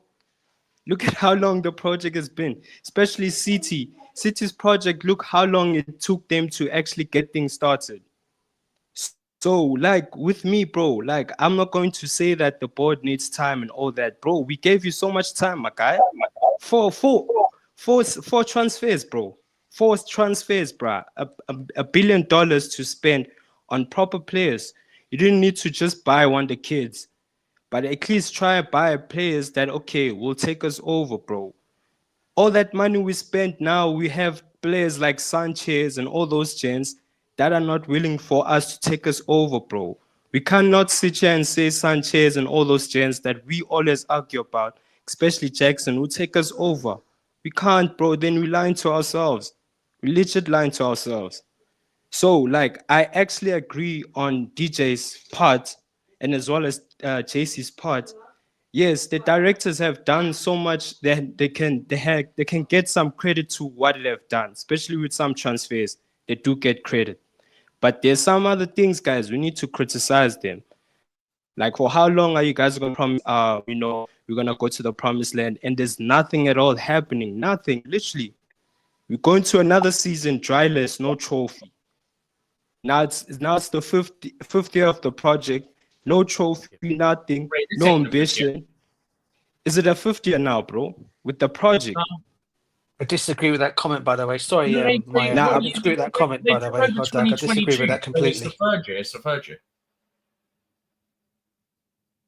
21, 22. Bro, like, DJ, why did you disagree with this comment? Why did you disagree with this comment? Why did you disagree with this comment? Because he said he watched the entire Abramovich era, right? So tell me then, was Petr Cech a mess? Was Paulo Ferreira a mess? Was Ricardo Carvalho a mess? Was John Terry a mess? Yeah. Was Ashley Cole a mess? No, hold on. You're reacting on there. It was no, a hold mess. on. No. You're reacting on just the word mess that he used. But he said there were a few of these players that were there for a long time. Roman Abramovich was lacking that the players that he had were there for a long time, and that saved Roman Abramovich. That's what he's trying to say. But they were mess. I was just going to say. I was going to say exactly that. What you just said. No, you say you disagree with the comment. No. I disagree with some of it. On some of it, I disagree with, but on some of the buys. You didn't say some of them at that moment. You said you disagree with the comment. That's why I said. But some of it, what he's saying there is because I think, like I said, regardless of what anyone wants to feel about the Roman Abramovich era, we were more successful under this sky and winning things than anyone else did. Okay, we won the whole lot under this ownership. Yeah. Don't forget that, Chelsea fans out there. We won the whole lot under this sky. Something Arsenal don't have in their history. Something Manchester City, well, they actually have now got it in their history. In fact, Man City have they won the Club World Cup? I think they have won the Club World Cup. Yeah. But that's something Arsenal don't. Yeah, something Arsenal don't have in their history. Tottenham don't have in their history. We have that. Yeah. So to come out and say that it was whatever under Abramovich, he made some mistakes. I'm not going to dispute that. But everything else was a success story under him. So I'm not having anyone come at Roman for that reason, yeah? He made mistakes, but people coming at Roman, people have short memories of what this guy actually done for us. Very successful. People have very short memories. And when they come at Roman, I don't like that because it's just nonsense sometimes. That's all. I don't agree. Bro, I agree. I think I don't get something so messy, but... Bro, I think without Roman, would never be at this situation. Honestly speaking, Chelsea wouldn't be Chelsea right now because of Roman. So we can actually say Roman has done a lot of bad things, but like personally, from my experience, like when I started watching Chelsea, like Roman is the reason why we're here, guys. Let's be real. He's the reason why we're here. DJ, I agree with him. DJ, I agree with him. Fantastic. But people need to also understand there are no two people are same. You cannot copy paste Roman. He's not here. To be honest with you, what I'll say to you on that one, mate, to agree to what you're saying, but what I'll say is, and that's why I keep reminding people, we did win. We were a successful club before Roman bought us. And this is something else I want to just throw out there to people because I don't think many people know of our history, right? We were a successful club under him. The only thing we didn't win under the Ken Bates under the Ken Bates and the Matthew Harding ownership was we never won a title. The last title we won before Roman came, before that was 1955. Yeah. Obviously, when Jose came in, that was completely changed, right? We won 5 Premiership titles. Okay. Not all under Jose, but we still won. I think we won 3 of them under him. Yeah, but they won like set their foundations and all these cups and all. Chelsea was still winning, not like we were winning cups. That's what I'm trying to say. We were not winning titles, but we were winning FA Cups. We were winning Carling Cups. We were winning Cup Winners' Cups, Super Cups, long before Roman bought us. That the now Carabao Cup has had. Yeah. So I mean, we never crossed. DJ, how would you classify a successful club and a cup winning club? Sorry, so again, how would you distinguish between a successful club and then a cup winning club? But they are all important, Nee. Because when you say Chelsea were a successful club at that time, because Manchester United, we could say at that time they were dominating. successful. Liverpool was successful. Arsenal was successful. Yeah. But when it comes to Chelsea were not having that success that Arsenal, those three clubs had. Chelsea were good in terms of winning some trophies, but they were not successful in terms of how DJ No. But then if I'm making that comparison to Manchester City, we won more cups before under the Ken Bates and the Matthew Harding era, long before they did. Whereas Manchester City were just built on Abu Dhabi, right? Let's be real here. That's when they were founded. Yeah. Mm-hmm. So that's when I say about success, not it's not like we were a club that were not winning trophies. That's my point.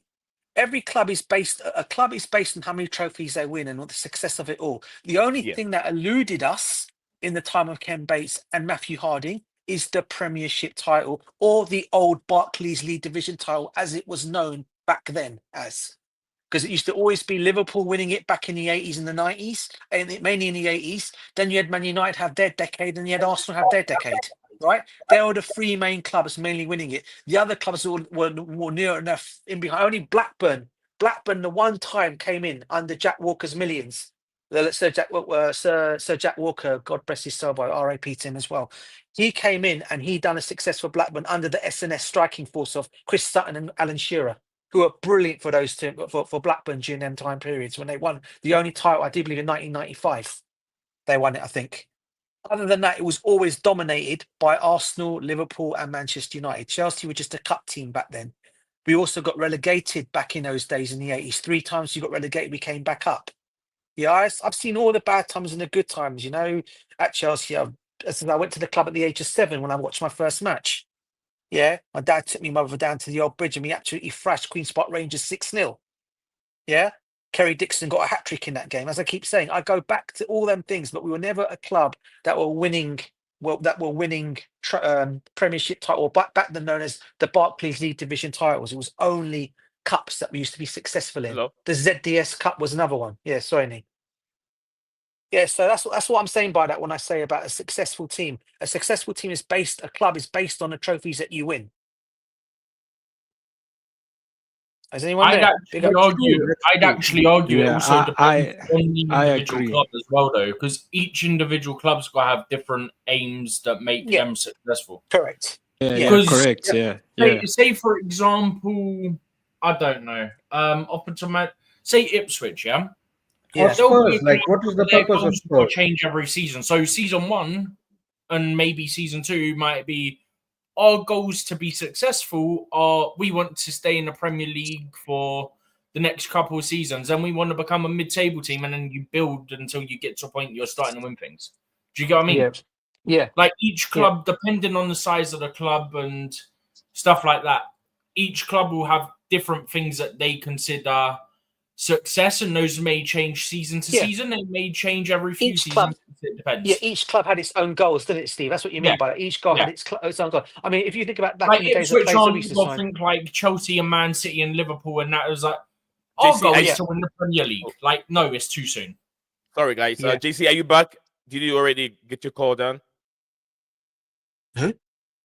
All right, JC. JC sent a message there. He said he wants to jump off and get a call. So I was thinking maybe he's back. Yeah, but anyway, go ahead, Stephen. Sorry, I will just make sure that he's good to do that.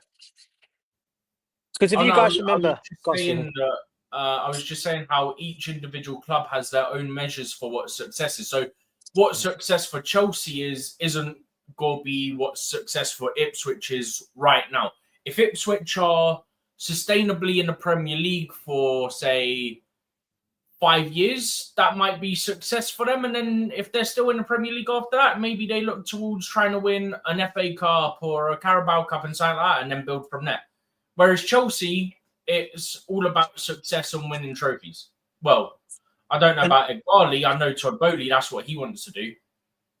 And this is why I've always said, why when people come at Chelsea fans and say we're only about the money and your sugar daddy, I think what people forget, they like to sugarcoat very quickly. Oh, yeah, Roman Abramovich, you got this in your... What people, Arsenal, Bank of England. the people don't realise that, and that's because they're not. Whether it's because they don't. I'm talking about the rival fans out there. They don't know about Chelsea now. They don't know that we actually did win things before Roman Abramovich bought us, but they forget to mention those little details. All they could say is, "Oh, we were formed in 2004." No, they don't. We were formed in 2005. They choose to not acknowledge it because it makes their point invalid. Yeah, that as well. That mainly is major. But I'm just saying out there. That is why I keep saying to people every time I come on these streams, and I keep going back to history lessons. But I wanted to make people aware of our success before Roman came. It wasn't just about what Roman just took us to other levels. He took us to another level because of the money he pumped into the football club and what he did with that football club. His thing was only about making our club a success and not worrying about the money as it is now. Yeah, of course, money was in there as well, but he was mainly caring about the success on the pitch and what we can win. Yeah, and this is why I keep saying, whereas these guys now, even if we were to win trophies tomorrow, it's still going to be about, oh yeah, how much money is that going to be in the bank? Oh yeah, we won this competition. Oh, that's good. That's excellent. We won the Champions League. That's another like what 20, 50, 60 million for that or something like that for winning the Champions League. Brilliant. Money. Yeah. As long as they could, whereas Roman, it would be like, you saw him celebrate. When we first won the Champions League in 2012, look how he was with Roberto Di Matteo, a manager who no one ever thought could go and do what he went and done. Didn't you say to him like, didn't Di Matteo say to him like, we did it? I won it. Yeah, he goes, I won it. Yeah, facts. You know what I mean? He even fired Ancelotti after coming second, bro. Next season, the season later, and that was the worst thing to do. Yeah, exactly. That's how he was ambitious, like with trophies and stuff. Yeah, bro. and that's the one thing I'll say I did like Roman for. He got rid of the likes of Carlo Ancelotti. He got rid of the likes, and the way he sacked him wasn't nice either by the directors then. There are things I don't like what Roman did, and I'm not going to say everything he's done has been brilliant, yeah. But what I will say to him, it's more good than bad, because yes, he stacked a lot of good managers that we had. But whatever manager was coming in would always take us to another level, apart from Philip Scolari, apart from Luis Villas-Boas. Who's the other one? Yeah. Who's the other one, sorry? AVB. AVB and Avram Grant. Avram Grant only got us to a Champions League final the first time against Man with Jose Mourinho's team. Yeah, let's get it straight here. It was with Jose's team that we got to Champions League final when we lost to Man United and John Terry made that slip. Yeah, in that final. Yeah. So what I'll say is, yes, he's made mistakes, Roman, along the way, but he's also been more successful. And now these owners are going to go, yeah, we won trophies. Then you build on that. But don't just say, okay, well, we won one trophy this season. The next season you have a drop-off and let some next team come in. It's got to be sustainable for 3 or 4 or 5 years for the next years. I want to see us up there competing every year, as we used to do. Yeah? Not just make it as a one-off thing. This is why I said these owners have got to prove me wrong in a lot of ways. For that reason, I say that. They need to prove me wrong. And hopefully they'll prove me wrong. But with Barley and these 2 directors, I don't think so. Until they get out of the football club, I don't think I can see that happening. We'll be where we are at this moment in time, and the poor manager ends up carrying the can for it. Are you sure, DJ? Are you sure, DJ? What's that? Are you sure? Am I sure what? That you want them out of the football club, but you don't see that. You don't think they're gonna prove you wrong. Are you sure? No. But Barley and the sporting directors need to go. They need to go. I mean, that's they're what's all best one. for Chelsea Football Club. I mean, they're all one. They're all one people. But I'm saying, do you think that these new ownership?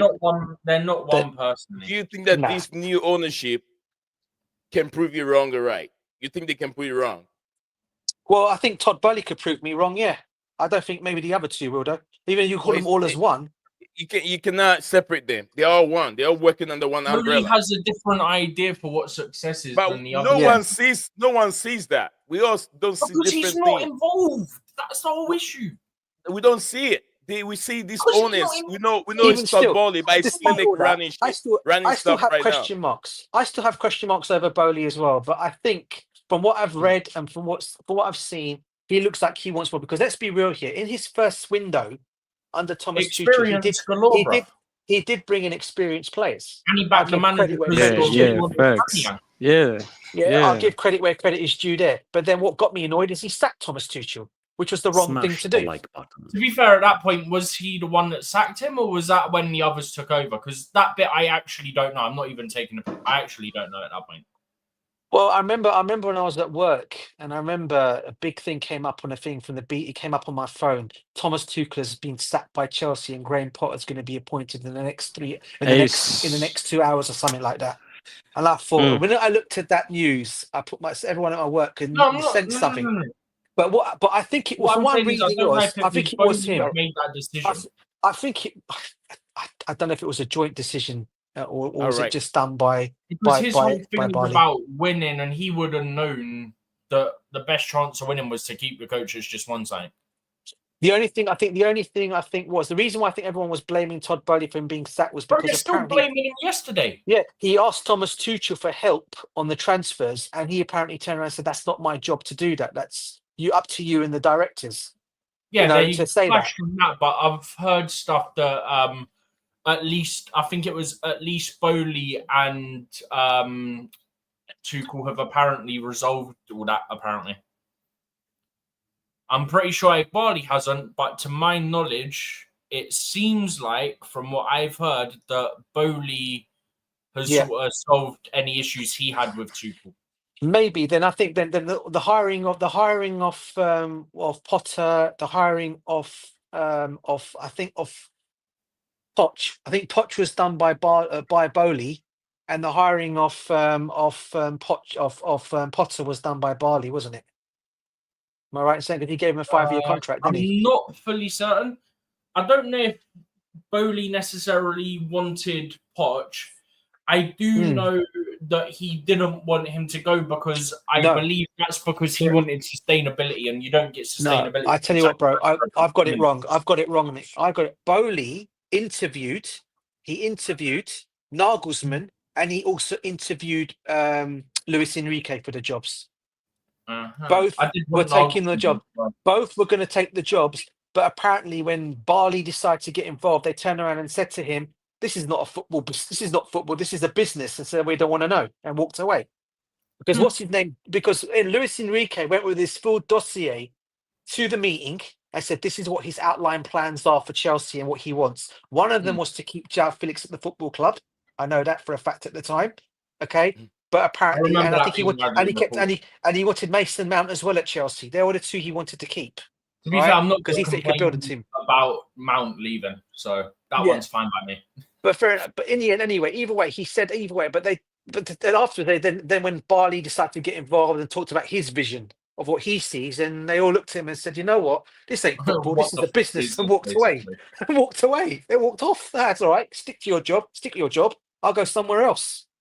So there's a lot of things on it. There's a lot of things that are going to come out about this guy's if they ever leave the football club. You watch, and I really hope Todd Bowley, if he's going to do anything, comes and really puts these guys in the mud and comes out of what was said on these managing interviews. You know what our dream is for that?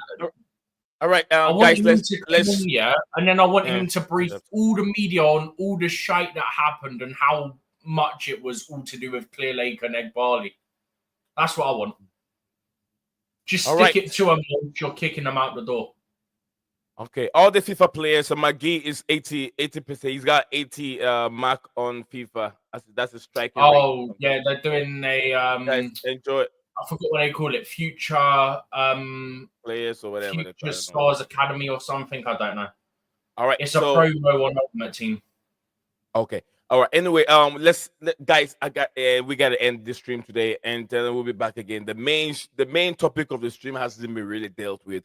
These owners. So sorry, that. It's okay. I mean, tomorrow another day we'll put up another content. I mean, I just wanted to go because you guys are, I mean, it's what I say. There was more of education in it. There's more argument, and all constructive argument. We're trying to compare and contrast. We need to start doing debate shows where we have like two people that are debating a topic. Yeah, you guys kept it quiet. It looks like everyone's against. We could do it in internationals. Have a topic, whether it be about the ownership, whether it's old versus new or what, or like who do you think is the better player in club history, and maybe even stretch it to other clubs as well. And we could do it, fill spaces during international break every now and then, still have like a few days break international and do it that way. Just so there's still something there. Yeah. Let's just I was not the trying to do debate that. about the owners, huh? Huh? Just not the debate about the owners. You had too many of them, to be honest. No, but I mean, Because like one where people aren't jumping in on each other, where we can have it. You get like say 2-3 minutes at a time each, and then counter and stuff like that. And Yeah, actually, we'll do that. We'll do that. I'll put that in my list over here. You guys are watching, 12 of you watching on YouTube. I will get that done. I'll get JC. I was trying to be the other side because I know looks like Steven, Maya, and was on one side. it's like, Steven, Maya, it's like me and DJ versus and everyone else. DJ was on one side. They were all fighting against me, and I kind of like, okay, I'll be quiet. Let them talk.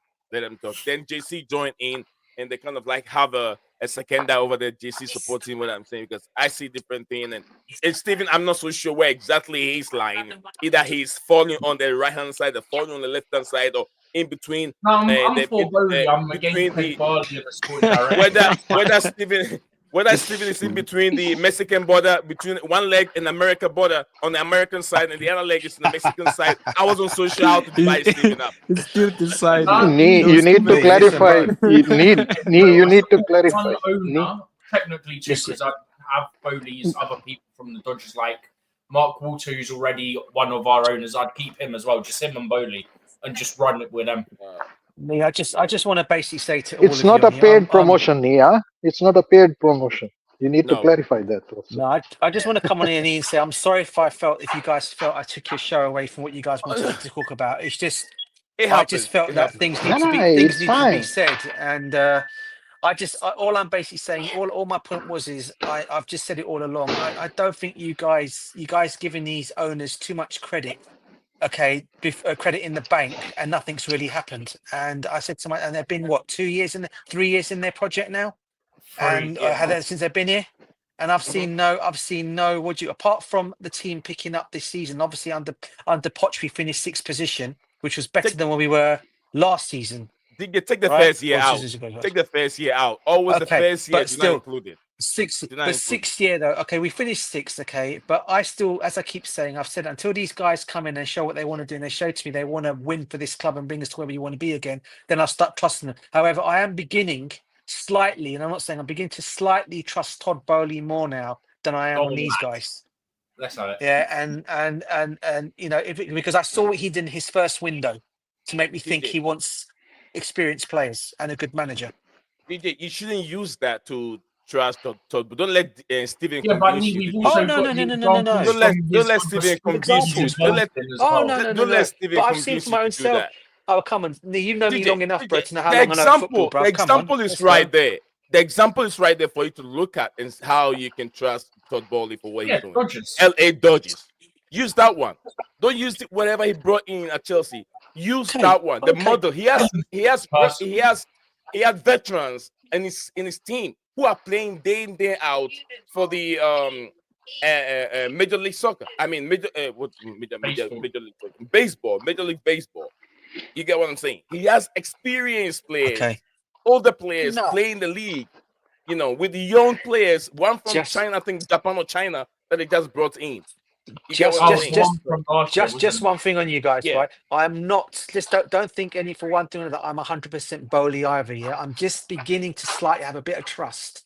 Yeah, maybe in him, but I'm still a bit with the owners in general. With the ownership in general, right? Until something comes up and we start winning things, getting to where we want to get again. Okay, and they're bringing in a team that they want to sustain, they want to challenge for many years to come. You know, not just build and sell, buy and then get rid of. I mean, put a player on a 7-year contract, and then after 6 months, you get him out the door. I mean, I don't know how business. All of this, bro. I've got the solution. I don't know how that is business. Yeah, go on. I think football has changed a lot. They have added 2 more tournaments, which is like the Club World Cup, and another European competition has been added. So more teams will be playing more games. Correct. And experience brings with it, the time that we have a squad of 25 players, we need a squad where we use every player. It's not like 2-3 superstars and then like players around them. and then they will play all the games. It's impossible now. Football has changed. To be fair, It's in a the business conference, you can get away with that. No, Very interesting. it's still a Alpha, big up to you, competition. Alpha. Sorry, JC. Big up to you, Alpha, having read this message. It's been on the screen for because I've been a little bit busy over here. Alpha said, big up to the panel, the chat. Lots of good opinion, interesting discussion points. Hit the like button, people. Alpha said, incredible stat, which ESPN reported earlier. Since December 4th, Cole Palmer has created the most chance, 32 in Europe's top 5 league. None have been convicted, leaving him with 0 assists. Oh, that's incredible. Yeah, Latency Opta posted that earlier. Opta put it, so then ESPN have got it from Opta and using it from there. Because I sent that to our group, I think. Stephen, one last thing about the competitions. The 2 competitions have been added, and let's not forget, every second year we have either a European Championship or a African Cup of Nations and a World Cup. So these players are playing much more now, and you need bigger squads, and you need young players. Like older players, they burn out faster. So Do you know what? football is changing. It might be unpopular, but there's an argument to be had where they need to increase the allowed squad size, even if it's by 5, up to 30, even if it's by that. Because even that 5 players can make a big difference. 100%. But they have increased. They have increased the substitutions, huh? They have increased the substitutions. Why was it done? Allowed free breaks to make. That was done during COVID, wasn't it? Smash the like. Yeah, but they are sticking with it because the number of games has increased, so that the players don't just and also burn out. Pretty much for the reason you said, player welfare. It meant that they would have had loads of complaints because it's no longer sustainable to do 3 subs a game. It just weren't going to work. Latency said, Egbali love the young, but good. But good. He has he is starting to want more experience now. But the sporting directors were 19 years old. Sorry, who was the famous manager that said you can't win anything with kids? Fergie, wasn't it? Fergie. Yep. Spot on. They should take a leaf out of that guy's book. A guy who's been a legend at Man United and winning what he did, and he's spot on what he said. Alpha said this is very, very funny. Kimso said trust bowling more than Gbali, the FOOL. No matter what, look, Kimso, I know you don't I can't tell if he's being serious or sarcastic. He's serious. He doesn't No, it's coming from Villa, but Alpha said another crazy stat is Jude Bellingham has played nearly 6 times. 5 times as many minutes as David Beckham by the age of 21. Yeah, lots of games. And people wonder why players burn out and get injured so much because the increase in games causes this, and especially when you're the pace of the game also increased. Huh? Playing even more from like the age of 17, you're making your debut and stuff like that, and then people wonder why you get burnt out, get injured, and careers end early. And the game has become much faster, much faster. Yeah, it's become more of a team sport. It's becoming more and more of a team sport. I'll tell you another thing, guys. Sorry, Need. You know, we went and signed this 19-year-old kid from Saint-Étienne, right? Yeah. Right. Now there is one player that we could have gone and got. Okay, that's played in England. As far as I know, he's had an excellent season at Sunderland. His name is Joe Bellingham. Why did no one look at this kid? I mean, he could have come and done a job for us in that midfield. Oh, no way. I saw this guy play for Bomb. He's overhyped, DJ. I saw this guy play 2 times in the championship. He's overhyped. Yeah, but he's probably better than what we bought, though, Nick. No. He's never better than what we have. What are you talking about, DJ? Hold on. He's not better than Palmer or Caicedo. He's not better than Palmer or Caicedo. What are you saying? That's not what he's saying. He's saying he's probably better than the guy we've just signed from Saint-Étienne. No, he's not better than him. He's not better than him, the guy we just signed. I watched this guy play. Joe Bellingham. I've watched him play 2 games since I think he played for Sunderland or something. Oh boy. It was white and red. Yeah, he's not good enough. He's overhyped.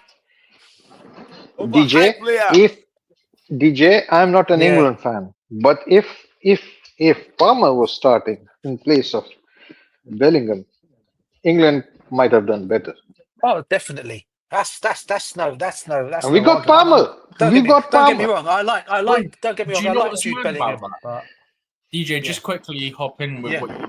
What's mad about that is the whole country, the whole media could see it. You had Ian Wright, an Arsenal legend, saying play Saka at wing back just yeah, to fit Farmer in, yeah? yeah, To the yeah. point that when he came on in, I think it was the quarterfinal. No, yeah, I think it was quarterfinal. He got his first minutes. When he came on, the cheer in that stadium, you would think it was a home game for England. Yeah. Yeah, The cheer because yeah. everyone had been crying out for it. Then the semi-final, him and Watkins come on. 5 minutes later, he's assisting Watkins, Goal. and England go Yeah, through. Then he got. yep. This is what annoyed me. Yeah? In the final, comes off the bench, scores the equaliser. We go sit back, lads. We go sit back. You got momentum, bro. Go for the throat. It's why That's you're our not. manager, bro. That's why That's England. the manager at the That's why time, England didn't win Gareth anything under Southgate. Southgate. He didn't make them killers. You got them on the ropes. You go Guys, for the throat. That's the whole point. there's correction here from Alpha. It's a correction over here Oh, it was from Alan Alpha. Hansen, was it? Yeah, it wasn't Alex Alan Hansen. Ferguson. It was Hansen. It So was thank you someone. very It much, was Alpha. I mean, someone said something. Alpha, thank you very much for that I correction think over there. it No, gets big up to coined you, as a Alpha. Ferguson Yeah. phrase. I think. It was quite as a Fergie phrase. Yeah. That's why. Yeah, Leighton CFC also, man, thank you very much. It's 19 Ekbali wants experience. Okay. And also this is what I want to add. This is what I want to add to it before I take each and every one of you at least 60 seconds, everyone before we end. Remember that the reason why these young players are playing more game this time is back in the days, 20, 30 years ago, you have to be at least 27 to be able to be playing first team football. But now, because as we said, the model has changed. Everyone is going for youth players, get them young, let them start playing more football. Because if you don't get to set, they use age. Back in those days, they were using age in playing football. You get in terms of maturity, they were using age and maturity to play football. Now it's not about age and maturity anymore. It's blend. They're going for youth, age, maturity, everything all together to play football. Now, most of them has to be young. You start you very young.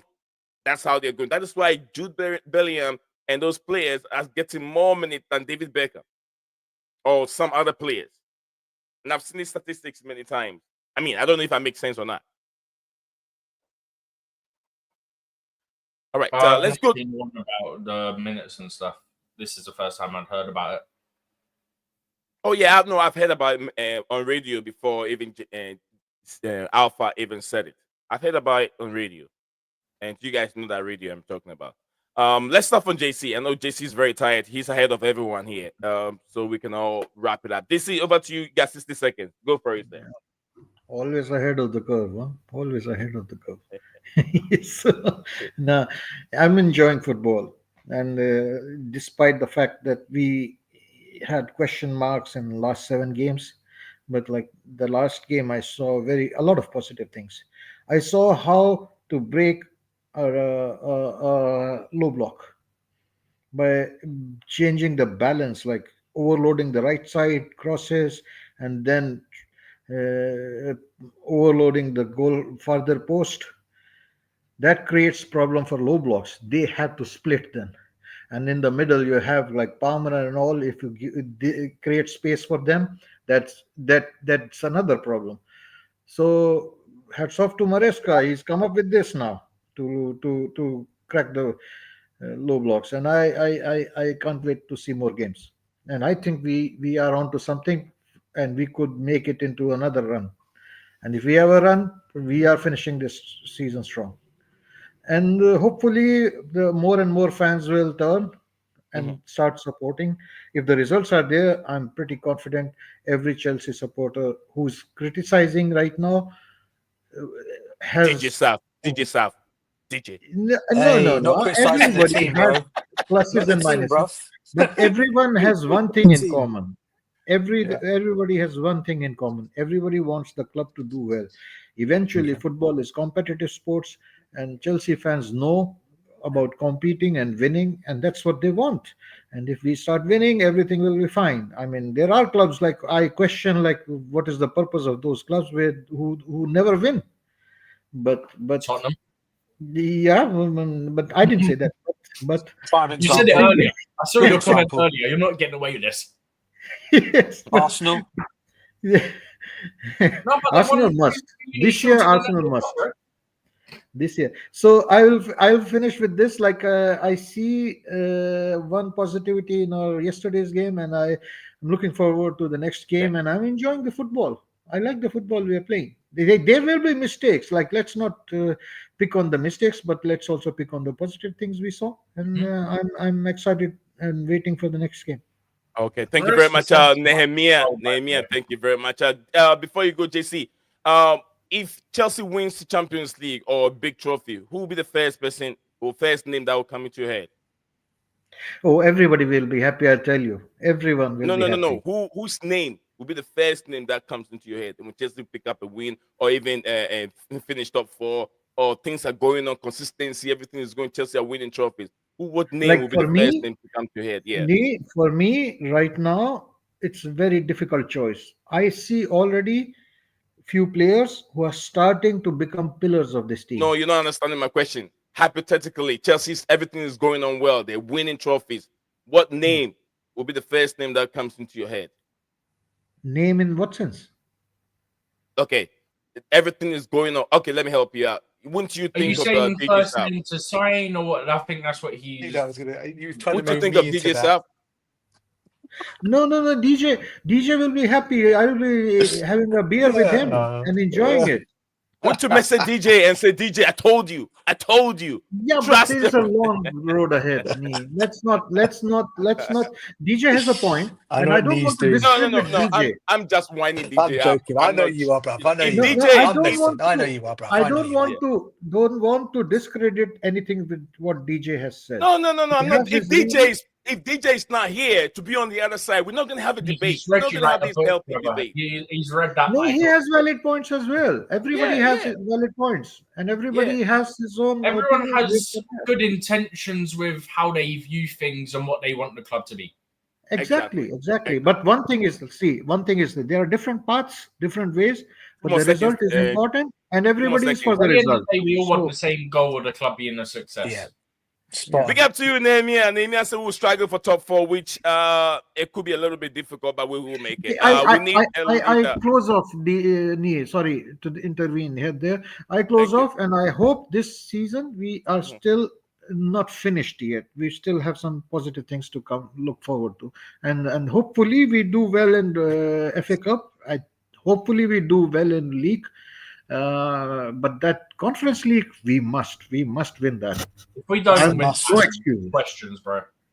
100% happy questions. Yeah. Okay. Thanks for having me. Pleasure. Big JC. up Have to a you, good JC. night. Let's go to DJ. Let's go to you before we go to Steven and Maya. Yeah, no problem at all. Listen, I'll make it quick. Listen, just a quick thing on the team. I know what you was trying to do. Listen, I've got nothing for my team. I want nothing best for my team but success and to win. I just said yesterday, my concerns obviously being at the match yesterday and watching Reece James and Jackson and Guehi. I got concerned, like most fans in the ground, they're thinking, oh my God, if these guys are out for next, that's thinning our squad down.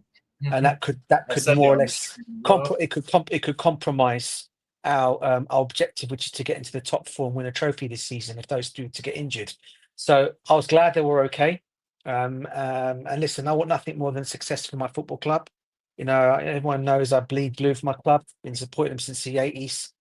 Good times, bad times, and we'll always be there regardless of our situation. I just want to see us get winning ways again and win. And listen. Yeah, JC spot on. The game was brilliant yesterday. Not taking anything from Maresca. He got his tactics spot on yesterday in the second half. Made the changes, changed the game. We ended up getting everyone saw what happened afterwards. We won the game. But one thing we didn't forget to say is big shout out to Tossin yesterday, because if it wasn't for his last minute tackle from Kudos, it could have been 2-2, bro. They would have leveled that game up. When we at the very end. at that point. We were winning 2-1, bro. We were 2-1. Oh, that was but had he? That was Yeah, it was 2-1. Yeah, and he made that last minute tackle from Kudos. If he didn't do that, that could have been possibly 2-2. But brilliant yesterday. We done well. Great to come back. Excellent for Jorgensen in goal. Was happy for him. He didn't make any mistakes yesterday. The players you can see look a bit more comfortable with him at the back, and maybe go on to Brighton on Saturday and beat them in the FA Cup. We've got 2 trips. I think it's one trip to Stamford Bridges and 1 trip to No, Brighton. they're both away. Is it both? Is it both away? I can't remember. Yeah. So Yeah, 2 trips they're away both now. away. One and It's Saturday 8 p.m. and then it's Friday 8 p.m. Valentine's Day, 14th. So it'd be love for us to go and win that game against Brighton on Valentine's Day. I see what you've done there. Very clever. So we have to win that game. So yeah, listen, it's been an excellent topic of discussion with you guys. I love chatting with you guys about football, my club. I'm sorry, Nee, if you thought I was going into you today, bro. I just had to debate things with you today on certain things, but at the end of the day, it's all love, bruv. You know, I know you're love like me and Chelsea Football Club, and long may that we know we're always going to be here. Come, we fall short, whatever. We'll still be here as fans. So it's all love at the end of the day for you guys, and it's excellent chatting football with everyone. Everyone in the comments, please smash and subscribe to the channel as always. This guy does so much for the Smash the community, like what he button. does. And I'll catch you in your next stream, Nee, if you have me back. You're always welcome. Cheers, brother. Much All love right, to all you of you. too. Peace too, out, you guys. too. Take care. Take care, guys. Thank you, Take care. DJ. Enjoy the rest of the evening. And Nehemiah said, Nehemiah, thank you very much. Nehemiah said, we need a leader at the back. We are missing that right at this moment. Rhys James is there. Lord Vipination said, I do see how we win 3 points is important. We just need to keep it up and be consistent. Hopefully, we No, see I don't more care how we earlier. win 3 points. Earlier sub. I would start Neto instead of Noni. I don't care how we win 3 points. Let me finish it. You have No, I all was the time correct. to react. You said I don't know. It's I don't care. I don't care how we win 3 No, points. I did not say I'm reading. It's in the comment. Do you understand? I don't care. IDC is I don't care. I know. That's what I said. I don't. Did I say I don't care? Swear you said I don't know. I don't know. Okay. All right. Probably I said I don't know. I think I remember saying I don't. I don't care. I wouldn't have spoken if you said care. Okay. Probably I think I don't know. We got it correct. Yeah. Thank you. Appreciate it. He said I'll prefer Jorgensen over Sanchez. Thank you very much, Hams over there. Alpha, big up to Alpha. Said let's give Maraska some credit for making those subs earlier second half, and then Chelsea turned the result around. I rate his strategic sub and game management. He was really spot on. Christopher Nkunku has made up the Chelsea. The coach tell DJ. Okay, I don't get it. Huh? Christopher Nkunku. Nkunku has made up with the coach and to tell DJ. Oh, did they fall apart? Oh, did they fall out? Sorry, did they fall out? Lord Vipination said the annoying thing is we don't know how good is McGee. That's why I can't blame Enzo for not dropping Jackson because he's lacking confidence. Obviously, ideally, yes, but limited option, not possible. Alpha said very, very smooth with DJ. That's sad. That's sad. Rhys James not fast. He is, but he has to be very careful on how he sprints. They got to build him up. Yeah, build him up into the absolute tank he has been in the past. Yeah, and you have to remember he's been on and off the pitch for way too long. So definitely he's lacking a little bit of pace, not with age, but with intensity. It's a question of match fitness, Nehemiah. Definitely from JC, definitely. Nehemiah said, "I knew JC." Okay, yeah. Is it Real Madrid? RMM. How is it this? RMM. What's that? Nkunku. Rich Moneymakers. Oh, to Rich Moneymaker. I think he's not by Rich Moneymaker today. He's by no, he's on Twitter. It's Leighton. Yeah. So I was seeing the name by Leighton over here. All right, Rich Moneymakers. Okay. RMM. Okay. So it was Real I Madrid, remember him using it before. That's how I knew. Okay. All right. Anyway, Stevie, let's go for Maya. Let's go to Maya before Maya. Over to you. 60 seconds. There you are. I won't be long.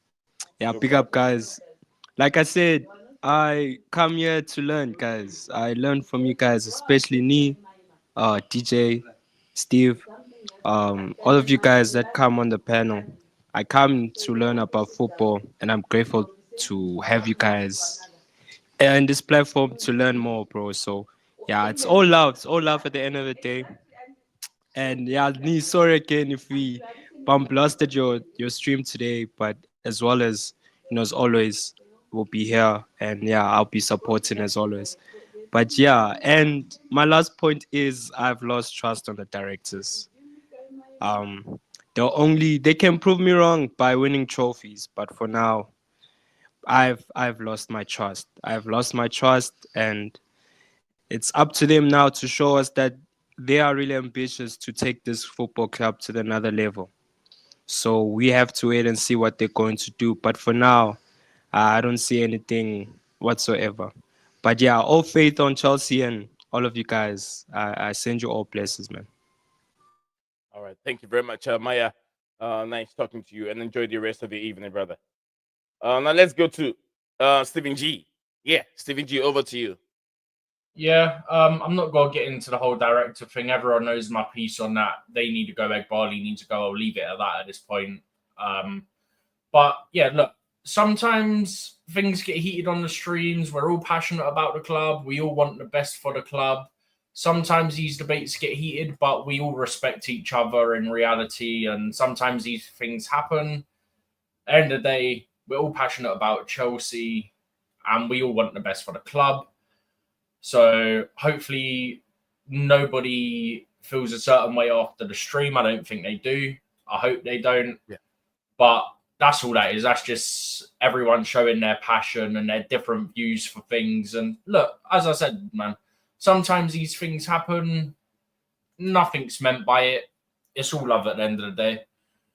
And yeah, other than that, like the stream, subscribe if you're new.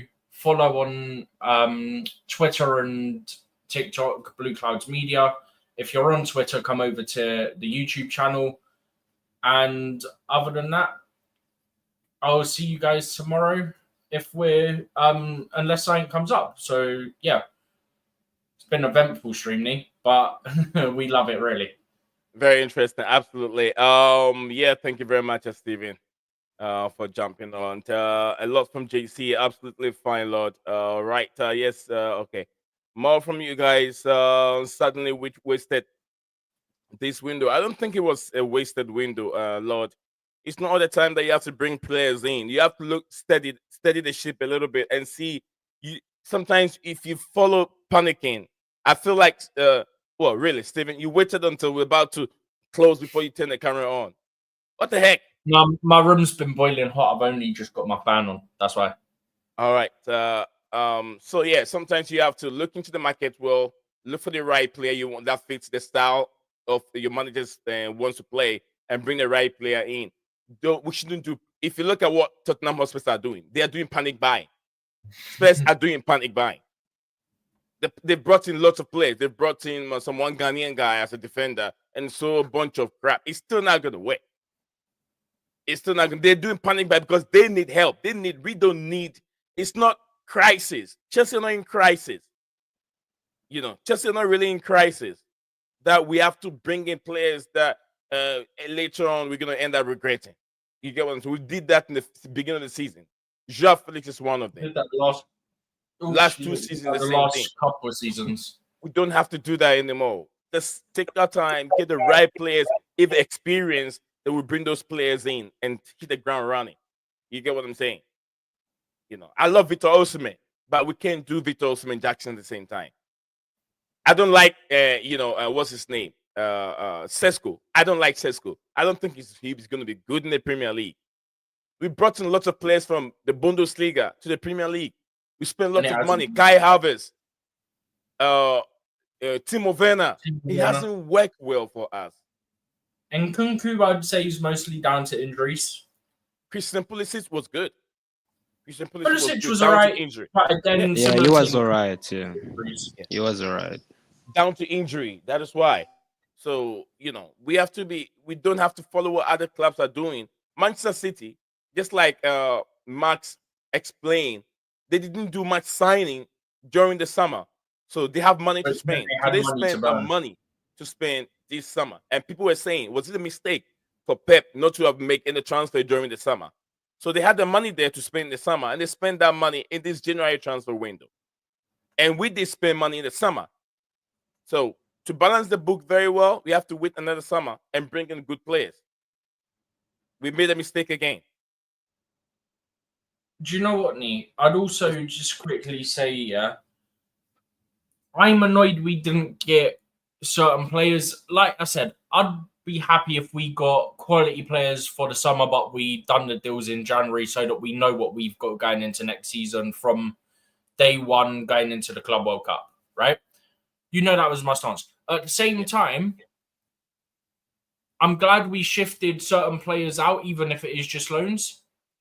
And I'm glad there wasn't panic buys. Look, we bought a young midfielder from Saint Etienne. Don't know much about him. Actually, I don't know anything about him personally. I'm not going to lie to you guys. You know I don't do this.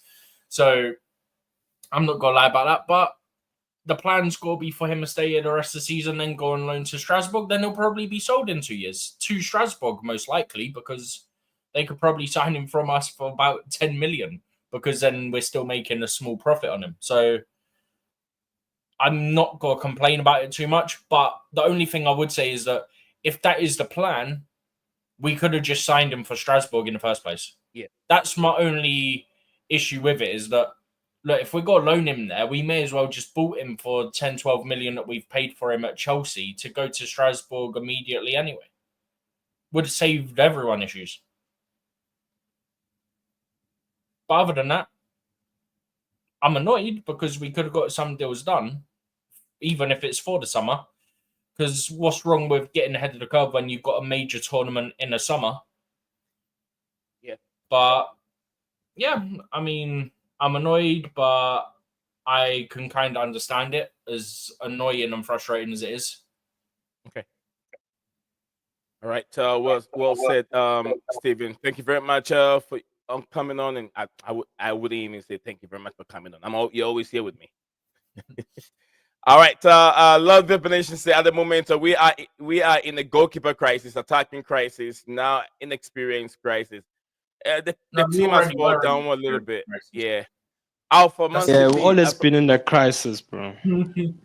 Chelsea wouldn't be Chelsea without a crisis. Definitely. Alpha said the Man City for sure we're sleeping in the summer, and too crucial and too casual, not taking things seriously. The fact that the squad is old now. Alpha said and appreciate of small squad approach has been exposed as on a level ground. Pep Guardiola is no one on a level ground. Pep Guardiola is no one. Support our brother here. HTTP. That's Rich Moneymaker on. Is it YouTube, right? Rich Moneymaker Twitter. on YouTube. That's why it's x.com. Yeah, so you click on the three dots over there. It will take you straight to his platform. And if you want you to subscribe, please subscribe. No, need. That's for Twitter. That's for Twitter. That's for Twitter. That's why it's x.com. Oh yeah, that's true. Long day for me. All right, so guys, I always say leave this Brandon. So thank each and every one of you that came on. Nehemiah, big up to you. JC's Alpha, man himself, Alpha, Lord of Vapor Nation. Yeah, my good brother, long time good friend. Everyone that came on came so. Came so. Smash the like button. And one of my biggest brother that live in the southern part of Africa, South Africa, the Madiba land, Maya himself. Big up to you, brother. Big up, guys. All blessings, guys. Yeah, man. All blessings. Yeah, I'll be here as always, guys. As always. This time I'll be around, me. I'll be around. No promise. No problem. I mean, I know we're all human beings. We get busy sometimes. Sometimes there are other topics going on some other places. Sometimes we have to hop in. Make it for a stream. It is what it is. Yeah. Today I was even late. Sometimes there are other things going on other platforms you want to listen into. It doesn't mean you gotta be here all the time. We know your dedication. We know your support to this platform.